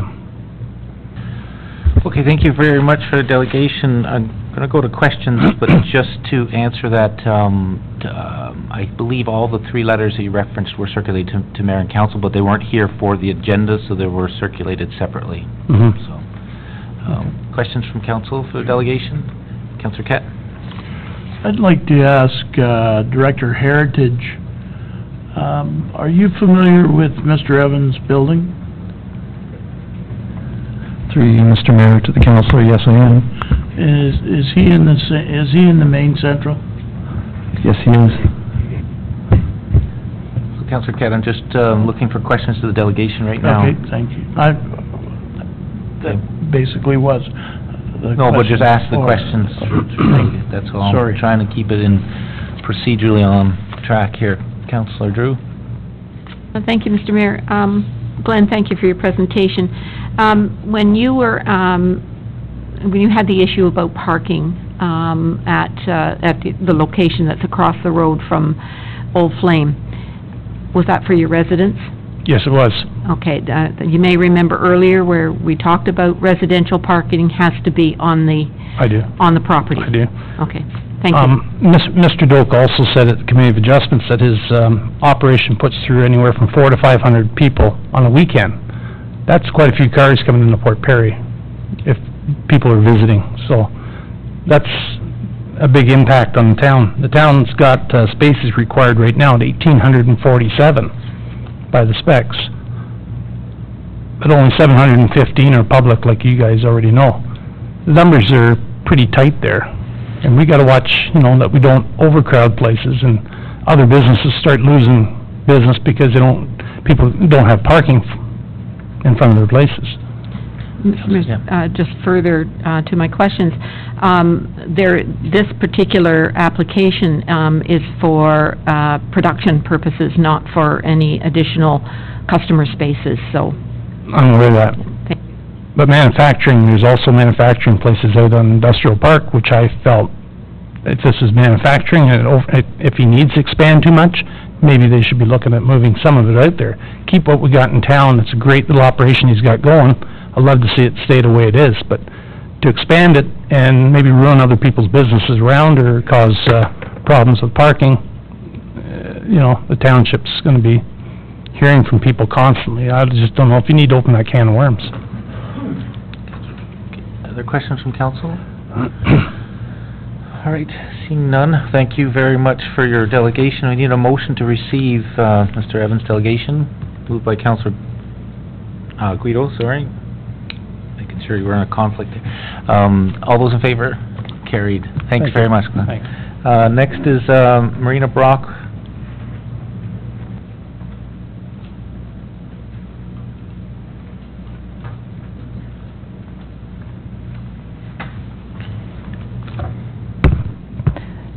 Thank you, Mayor, members of council, and staff. I'm here to discuss the staff report that recommends the site plan application for Old Flame Brewing Company be approved. I can talk about parking all evening, but everyone has spoken very eloquently about parking, and all of the arguments, I think, have been brought forward. What I am specifically here to discuss is I'd like to draw your attention to the updated downtown Port Perry parking supply assessment, the parking study, that was revised May 31st, 2017, and was included with Old Flame's application. There are specific inaccuracies in the data that are included in this study, and I think that both the Committee of Adjustment and Council have read this study. It's been presented. Diane Knudsen has referred to it several times as being the basis of the reason to eliminate the requirement for the parking spots, and yet the data is incorrect. Specifically, in the agreement,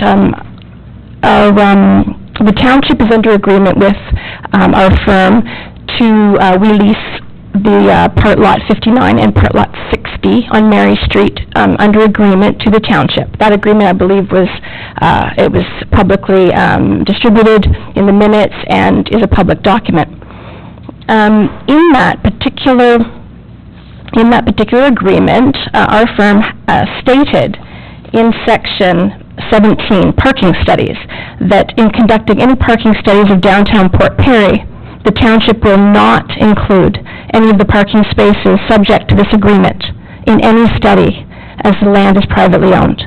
So we were under the impression that any of those lands and those spots would not be included as public parking. In this particular study, on page, that's the document that I received, 18 of 24, it is discussing a block bound by Queen, Water, Mary and Perry. That's that section around the brewery and around the parking lots. It says there's 158 parking spots that are public, 41 on-street, and approximately 60 in that are currently leased by the township. So if you take out those 60, which was specified in the agreement, if you take 158 and you subtract 60, and then you take that 11 parking spots that we were discussing about, that the brewery would like relief from, that ends up being 11%. We're removing 11% of the public spots in that area, not, as on the next page, and as everyone has cited, not 0.53% of the total downtown parking supply and 1.54% of the downtown public parking supply. It's 11.2% of that particular large block of walkable parking, and that is a different statistic, and that is one that has not been presented. And I feel that that information did not get disseminated properly to the Committee of Adjustment and has not been brought forth in front of council. That's one point. My second point is that many of the owners, as Glenn has said, and I've spoken to many other people that have businesses that have tried to expand and have had to add parking spots and have failed and have not been able to add parking spots. Those particular people had approached us, the Brocks, for relief from this also, if we would rent to them, or they came to us prior to any agreement. That wasn't what we were interested in doing at the time. So therefore, they couldn't obtain those spots, and many of them had chosen not to do their expansions or not to continue with some of their plans. In this particular parking study and in the application from the Old Flame Brewery, I quote on page 19, it says, "Parking for customers and employees where required is intended to largely rely upon adjacent, nearby public parking spaces, as is the case for many other businesses in the downtown area." So I just feel that what the town is saying is that everybody come to the township. You don't really need to provide parking. We're just asking you for it, but you don't really need to do it. And by the way, you can just rely on all of the downtown public parking spaces that are there for everybody. So that's point number 2. And lastly, I think it sets a dangerous precedent for just for other people coming to ask for this type of relief. We don't have the Teslas, and we don't have the auto parking cars, self-parking cars yet, which I'm looking forward to being part of that technology. But we do have a problem every weekend, every Thursday, every Friday with triple and double and quadruple parking in spaces that aren't spaces. It's very dangerous, and I just believe that by relieving and by not asking people to provide the required parking spaces, it will set a dangerous precedent, and other businesses will want to do the very same thing. And I'm even starting to think that perhaps at the end of the day, maybe that's what I can do. I can take my building and I can expand it right to the lot line, and I can apply for relief. And that's, at the end of the day, that may be the silver lining in everything that was said tonight. So, thank you very much. Thank you very much for the delegation, Marina. Questions to the delegation? Councillor Lawton? Thank you, Marina. I just wondered if you, as we all know, it's very late, could you provide a copy of that, what you're speaking about the parking that's not matching what has been presented to us? Yes, I could do that. Thank you. Any other questions for the delegation? Seeing none, thank you very much for your delegation, and we motion to receive. We need a mover for it, moved by Councillor Somerville. All those in favor? Carried. So right now, we need a 5-minute recess, so let's just have a slight stretch. Where's Jennifer? Come on.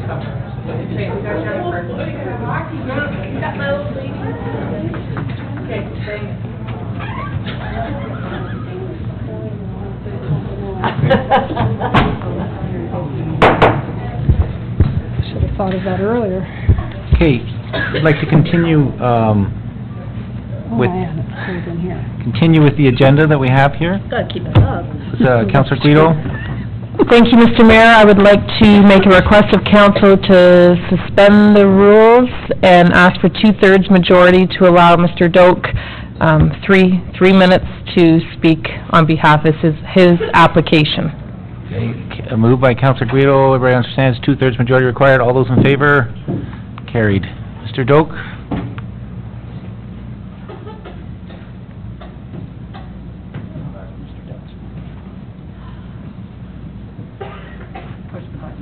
I learned that last week. Good evening, through you, Mr. Mayor. Thank you very much for letting me speak briefly, 3 minutes. I should have brought a case of beer for the evening. Before I say anything else, I would just like to thank the people that are here tonight in support. They asked if they could do anything, and they just showed up, and I appreciate that, but they didn't know they were here for 3.5 hours, so if they want to leave, they can leave. I'll be brief. There was a couple of points that were brought up. I just want to clarify.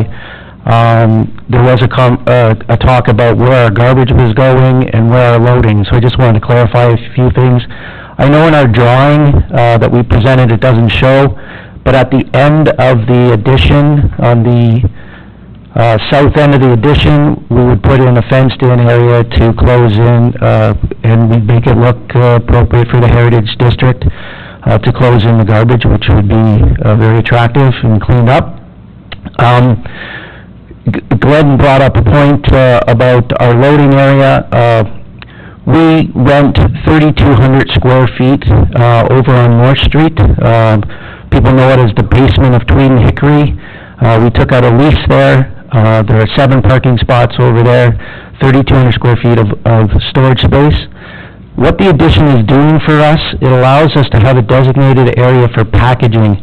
It allows us to use the existing space for more tank space, so more production, but the new addition is strictly for packaging. It's going to make our operation that much more efficient. Last week, it was brought up about there being 50-foot trucks dropping off and picking things up. We do not have any large trucks doing any deliveries now on Mary Street. The only to and fro from the brewery are our small vans. We do production, we package, we put in the small van, we take it over to cold storage over on North Street in our storage facility.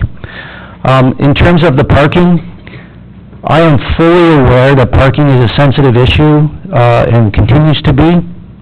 The study that we pulled, that the township commissioned in 2008, and then we spent time and money to update that study, it indicates that the township does in fact have an abundance of parking.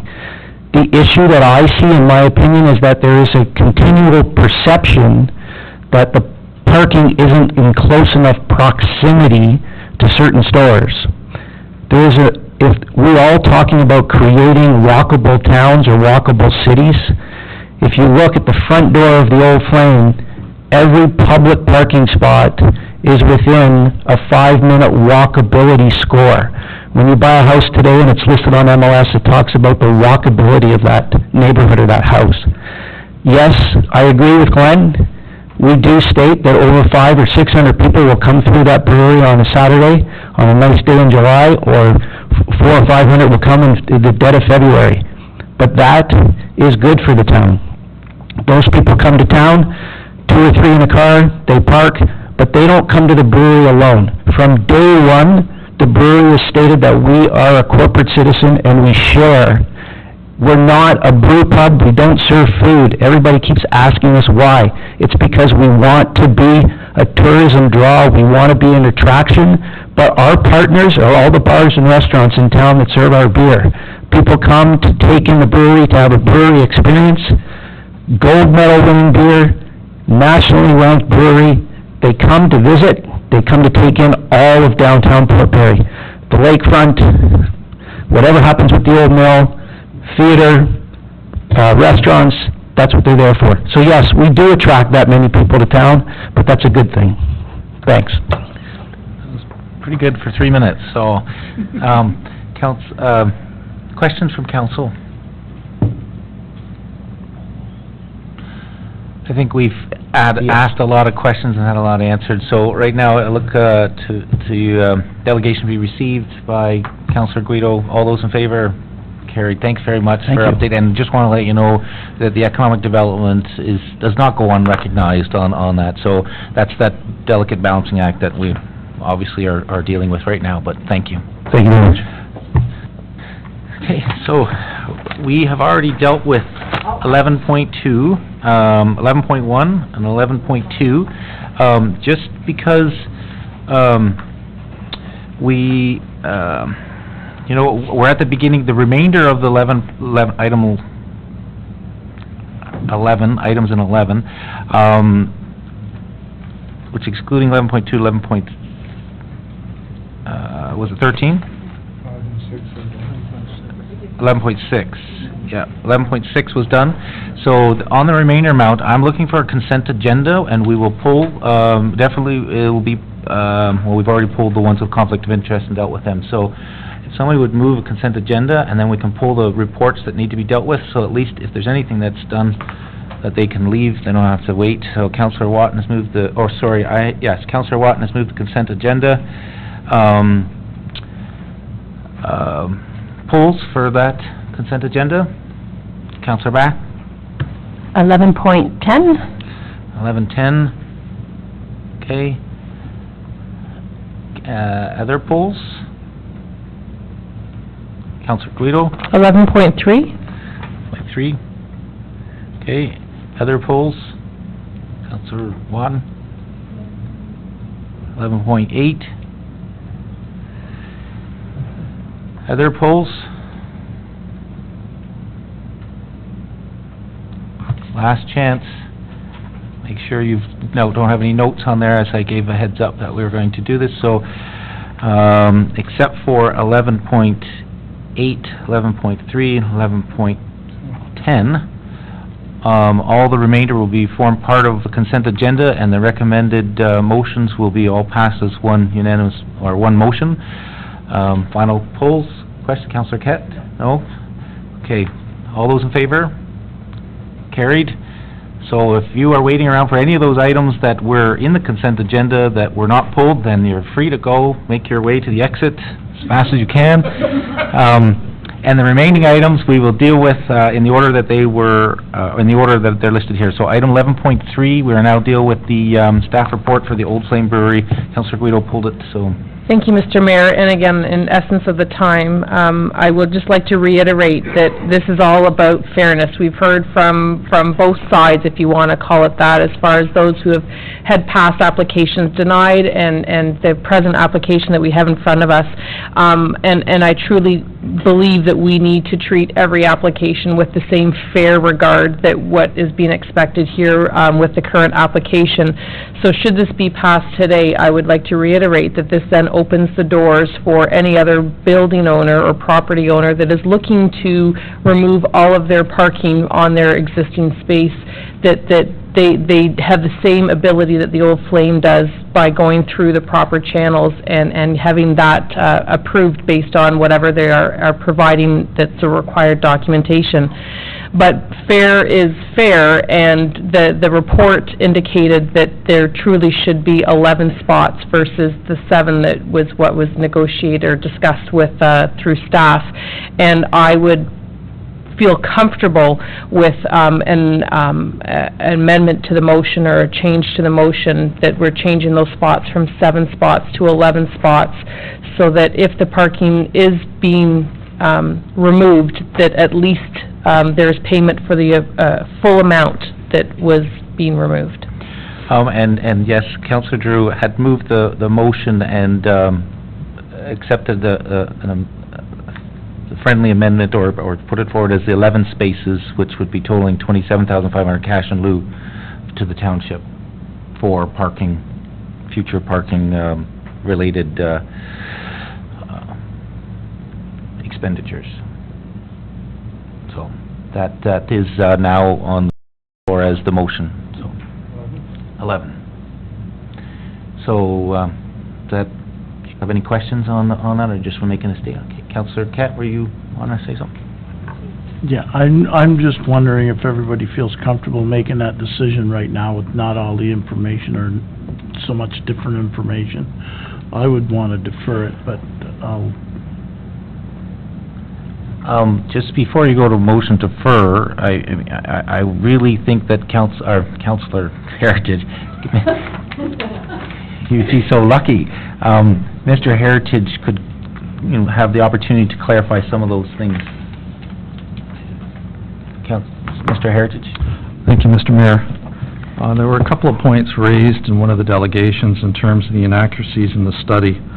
I guess the fundamental point behind this study was to determine whether there was sufficient parking within the Port Perry downtown area.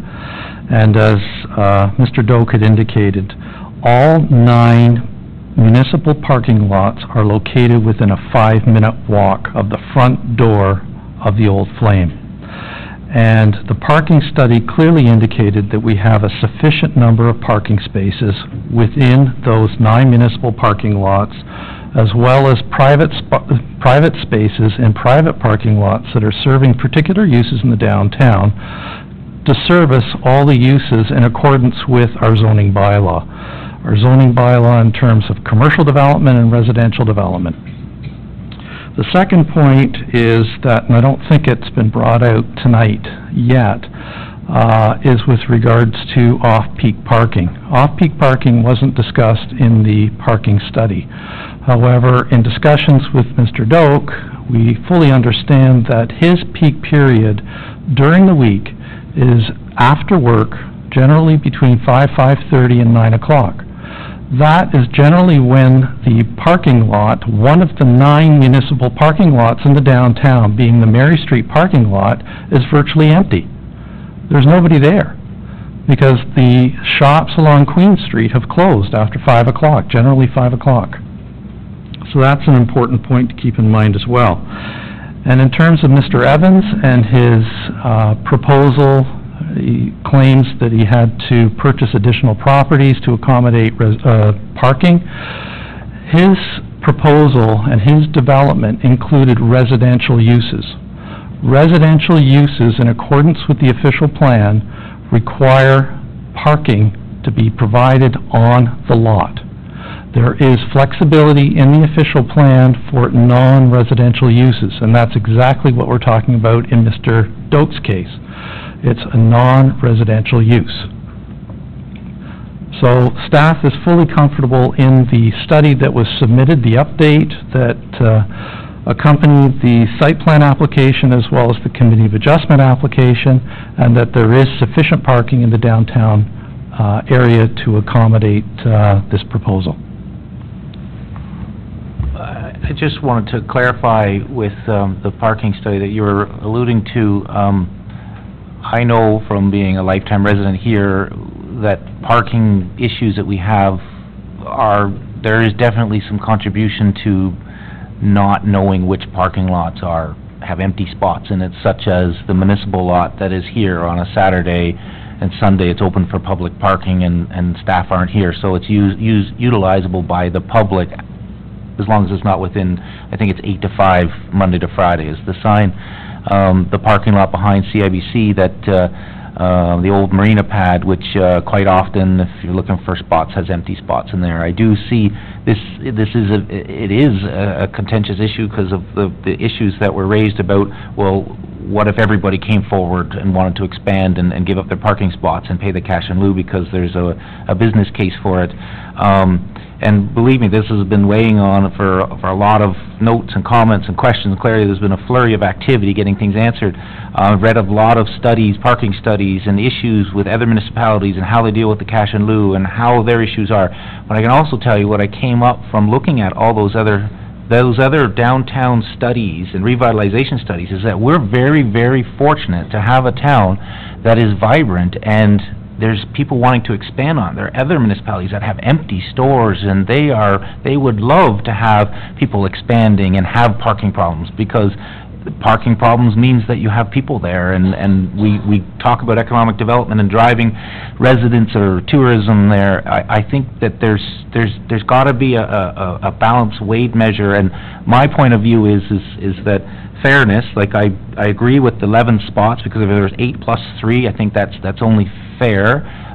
Same kind of treatment to anybody else that comes forward with it, but I also think that looking at enhanced parking directional signage that smart cities utilize, and I can envision us using smart city parking pucks that go in spots on, even if it's just a few of the lots that are empty, as directional signage with the part of the funds could go towards that, a sign that's perpendicular to the Mary Street lot that shows the 9 municipal lots. 9 or 15, sorry, just 9 municipal lots, but then highlighting, it could even be a digital number that's there, how many empty spots are there.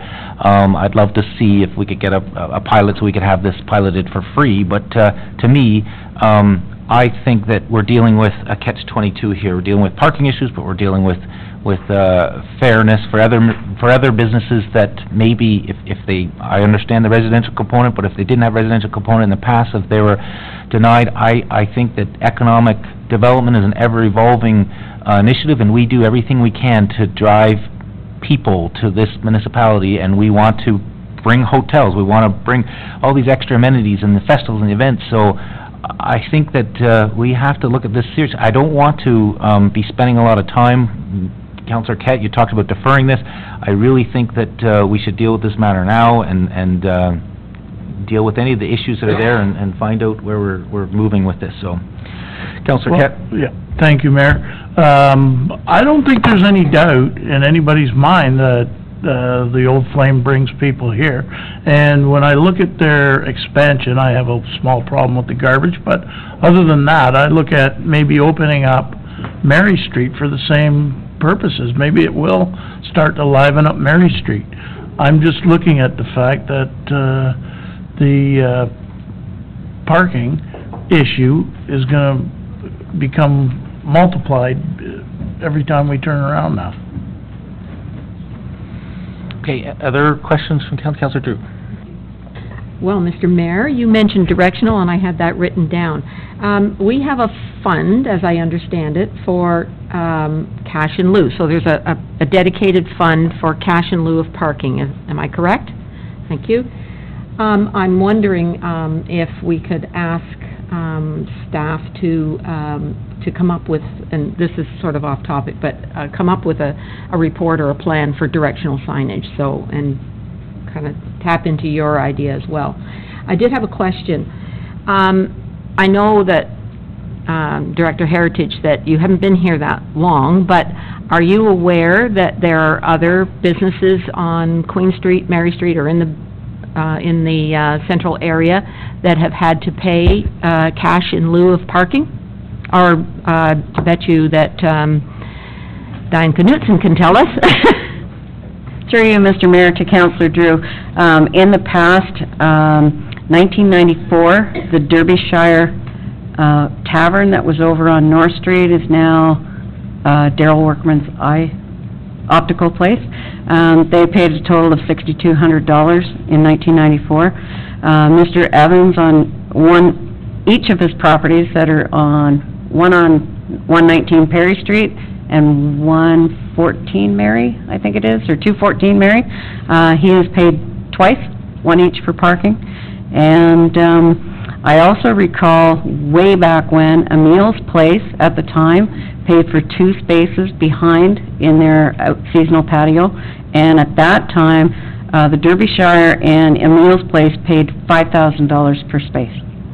Right now there is $11,200 sitting in the cash and lieu parking account. That could be used for directional signage and a proposal such as the mayor is discussing. Thank you. This is all kind of moot anyway, because as I understand it, the Committee of Adjustment has given their blessing on this. So parking really is not the issue we're talking about. What we're talking about is the permission for the outdoor patio and the extension to the building. Am I correct? And the cash in lieu was part of that. The cash in lieu, yeah. Yeah. Okay, thank you. Yes, yeah, just for the benefit of the members in the audience who aren't aware of that, the Committee of Adjustment has already ruled on it, which is out of our jurisdiction to approve the parking spots as was identified in the report, so. Thank you. To your point. Councillor Back? Thank you. Through the mayor, if I may, isn't the Committee of Adjustments ruling pending council approval, final approval? It was in the report there about, there's a 20-day appeal period, but it's just our report is pending that, but I'll let staff give you the professional answer to it. Through you, Mr. Mayor, to Councillor Back, the Committee of Adjustment decision is subject to a 20-day appeal period, where that decision could be appealed by this council or by any member of the public that is not in favor of that decision. The site plan application, if it is not approved, then only the applicant has the opportunity to appeal the site plan application. And I have one other question. Why were the parking in lieu 5,000, I don't know how many years ago that is, it's too late, 1994, and now it's 2,500? What, we had deflation? Through you, Mr. Mayor, to Councillor Back, in 1994, it was $5,000 per space, and somewhere between 1994 and the year 2000, I believe, council determined through public outcry that $5,000 per space was too onerous, and council of the day dropped it down to $2,500 per space. Perhaps we need to, just like DC, look at altering that in the future to do index to what our current CPI is? It will be part of this, but I think there's been discussions about a policy formalizing, and so the expectations and all the other business owners would know what the guiding document is. And just one more thing, Mr. Mayor, I forgot to mention that Colonel Mustard's also paid for one parking space at $2,500 as well. Okay. Any other questions from council? Okay, there's a motion on the floor here, and Councillor Drew has asked for a recorded vote. So it's the motion as recommended. The only changes are 11 spaces instead of 7 spaces, and it says 27,500 instead of 17,500.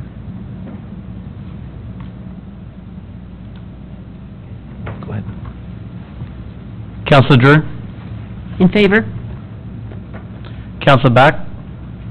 Yes. Councillor Guida? Yes. Councillor Kett? Yes. Councillor Somerville? Yes. Councillor Wharton? Yes. Mayor Rowett? Yes. So unanimously it passed.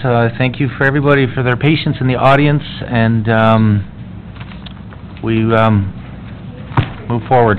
Thank you. Okay. All right. Next item was 11.8, Scugog Summer Jam update. Mr. Craig Belfry. Yeah.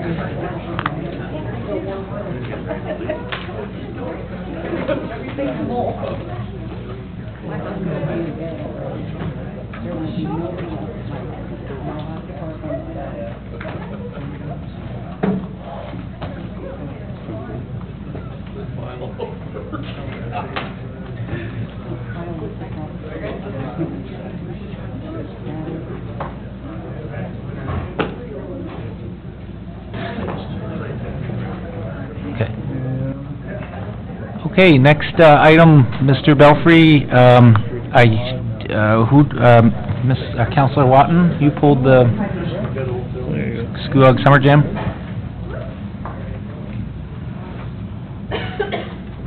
So, I'm not gonna ask Mr. Belfry to do a report unless you need something I just clear. have a couple Okay, questions. go for it. Thank you, Mr. Mayor. I just wanted to ask how, if tickets have started to move, because it was anticipated that they would quite possibly start moving like this week, so since before your report was put together. And so I'm just curious, I don't need to know how much, but if things have started to move a little bit. And My other question would be the worst-case scenario if we do not get overtime or get volunteers to help out. What kind of additional costs would we be looking at? Through the mayor to the councillor, thank you. I did receive an email from Brent Donnelly, the program coordinator for the event, and ticket sales have started to move in the last week, so which is positive and good news for us. I haven't been able to confirm with Terry Boss yet how many have been at the store in the last week, seeing as the report gets written a week and a half ago. But we are seeing some positive movement, so that's good. We do anticipate the 60 to 70% walk-up still in the next week and a half, or we're still almost a full 2 weeks away, so that's good news. To your other question, if we don't get the volunteers, we do have a staff list of staff who have registered to work if we have to. It would be a paid overtime, so we are looking at up to times, triple times, so we could be looking at a lot of money, $5,000 to $10,000, I would say, in the range of staffing time that we would have to pay. We're hoping volunteers, we'll get some more volunteers in there to offset, but things like dealing with the parking and those kind of things are the major things, and the garbage cleanup. So, just if I may further to that, how are you trying to get your volunteers? Through the mayor and the councillor, I know the committee's been putting out feelers. There's been stuff put on social media about it, those kind of things, and tried personal contacts trying to get those volunteers out. To date, we haven't received anybody. I haven't also checked in with the social media team. I know students from Durham College that have volunteered to work on the event are bringing in more students, so last week they had generated more than we had known when I had written the report, so we're hoping more come on board that can help offset that, and I know the committee are individually reaching out to people they know, trying to get more volunteers to offset this, so to try, and the committee's working very hard to not incur these kind of costs and move forward, so. So just to follow up to that, because we have the committee chair here as well, and committee members, and has there been an ask from the media or a desire from the media to put a call out or to assist in a call out for volunteers? I just don't want to...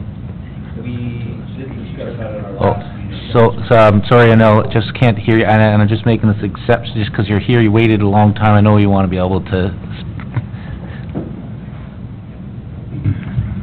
Thank you, Mayor. Anil Maharaj, Chair of the Scugog Summer Jam. So with regards to the question with the call-out for media for volunteer, at this point, I'm not sure exactly where we were at with that. We did discuss that at our last meeting, and we do have another meeting coming up on Wednesday night. So I will discuss it with a couple of the key members tomorrow morning to find out. And I do have a phone call into our one of our media personnel here tonight. Hopefully I can discuss that with them tomorrow as well. Okay. Next up, we have Councillor Back, and Councillor Guido, and then Councillor Kett. Thank you. In addition to that, you know, I think we're all visualizing an army of volunteers like the Rib Fest had, and I think what other members of council need to understand that are not on the committee is we have Overt, who is going to be our own little army doing sales of tickets, gates, checking, well, no, I think the security is going to be checking ID, selling of alcohol, pouring of alcohol and serving, doing garbage pickup. So really, there's not a lot of volunteers that we need to do. The Rib Fest had an enormous amount of volunteers working short shifts. You know, you'd have 5 people looking after one little station of garbage to make sure that all the recyclables were in their own little specific garbage can or recycle can, and they were all over the place. Then you had people doing their tables and cleaning the tables, so they all had their little jobs to do, but it was 20,000 people continuously eating and drinking and whatnot. Ours is a smaller scale. There's not really a need for a huge amount of volunteers. There's for parking, you know, just perhaps ambassadors and guiding people to where the porta potties are or where is the food alley. So we're really not going to envision a lot of volunteers here. I think that with our own committee and some of the extras that we've had from the event staff, I think we're good. I really don't think that, and I appreciate that the staff has come forward and offered to donate their time, so to speak, on a long weekend.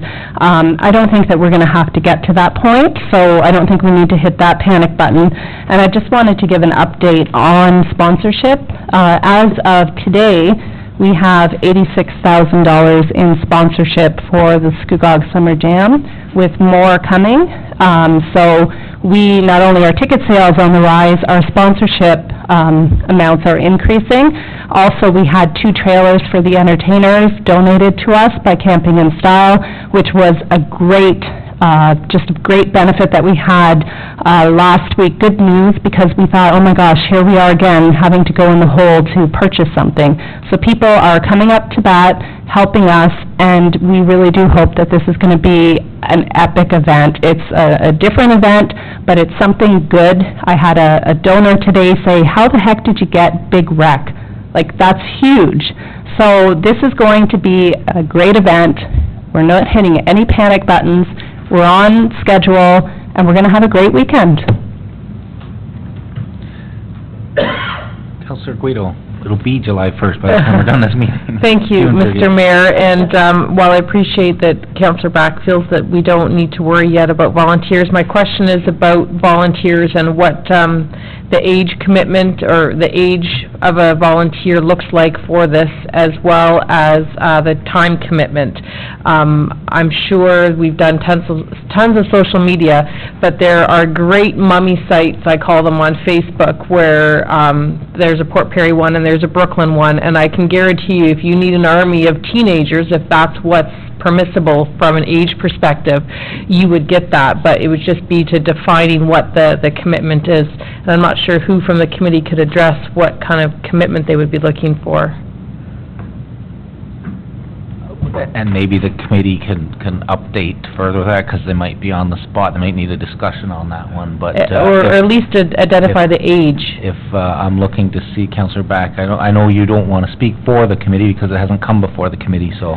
No, I'm not speaking for the committee, but we do have a meeting this week, which I really do think we're going to drill down. And as I said, there's really not a lot of things that we're going to have to do, because we have, if you can imagine, Overt is taking a lot of that pressure off of us. And so we're going to just drill down and say exactly what are the tasks, who are covering them currently, be it pay duty officers, security, Overt, or volunteers, or committee members, which are the volunteers, and then we'll get a number and go from there. I know I have a 9-year-old that's perfectly willing to volunteer. Okay, Councillor Guido? Just to follow up on that, if you can communicate with the rest of council what the volunteers look like as far as what your need is, and then perhaps we can all help out if we have some avenues to do that. Any other questions for this report?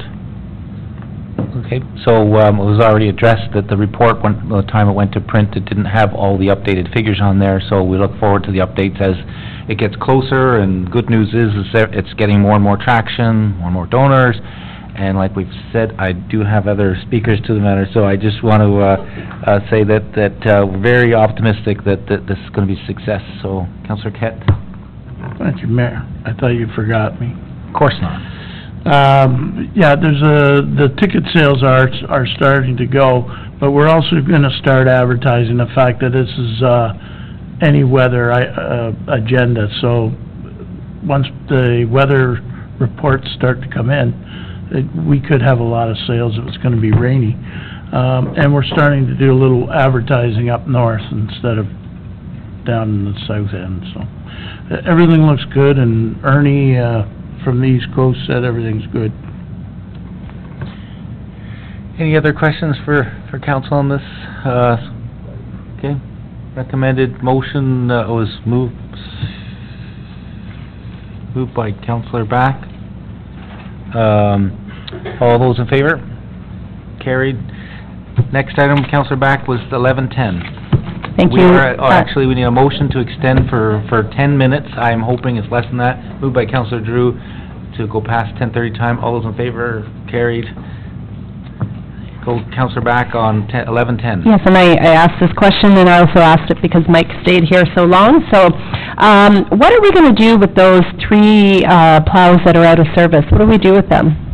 Do we sell them to smaller municipalities? Do we sell them for scrap?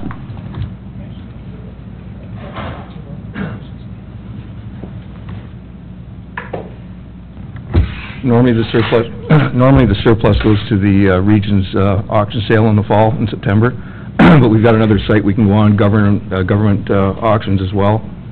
And So, I don't know about the regional site. Do we have to give them a percentage of the sale, or do we get the full amount? no, we get the full amount. All right. I think the report was self-explanatory on the dire need for this and the reason for the report that's come forward, and it's just timely that we had the previous report, which was passed on consent agenda. So, any other questions for this? Seeing none, moved by Councillor Drew. All those in favor? Carried. Thank you. Next item is correspondence. We only have the letters, correspondence 12.1, 12.2. We can move them together and deal with it all as one shot. Move to, there's no recommendations, just receive on those, right? Go ahead. Councillor Kett, unless it's already been signed, that's why I was trying to flip through the pages here. Councillor Drew's already signed it, sorry, so, any questions on that? Items, issues? Nothing? All those in favor? Carried. Next is, adjournment. Nobody moved that. Moved by Councillor Guido. All those in favor?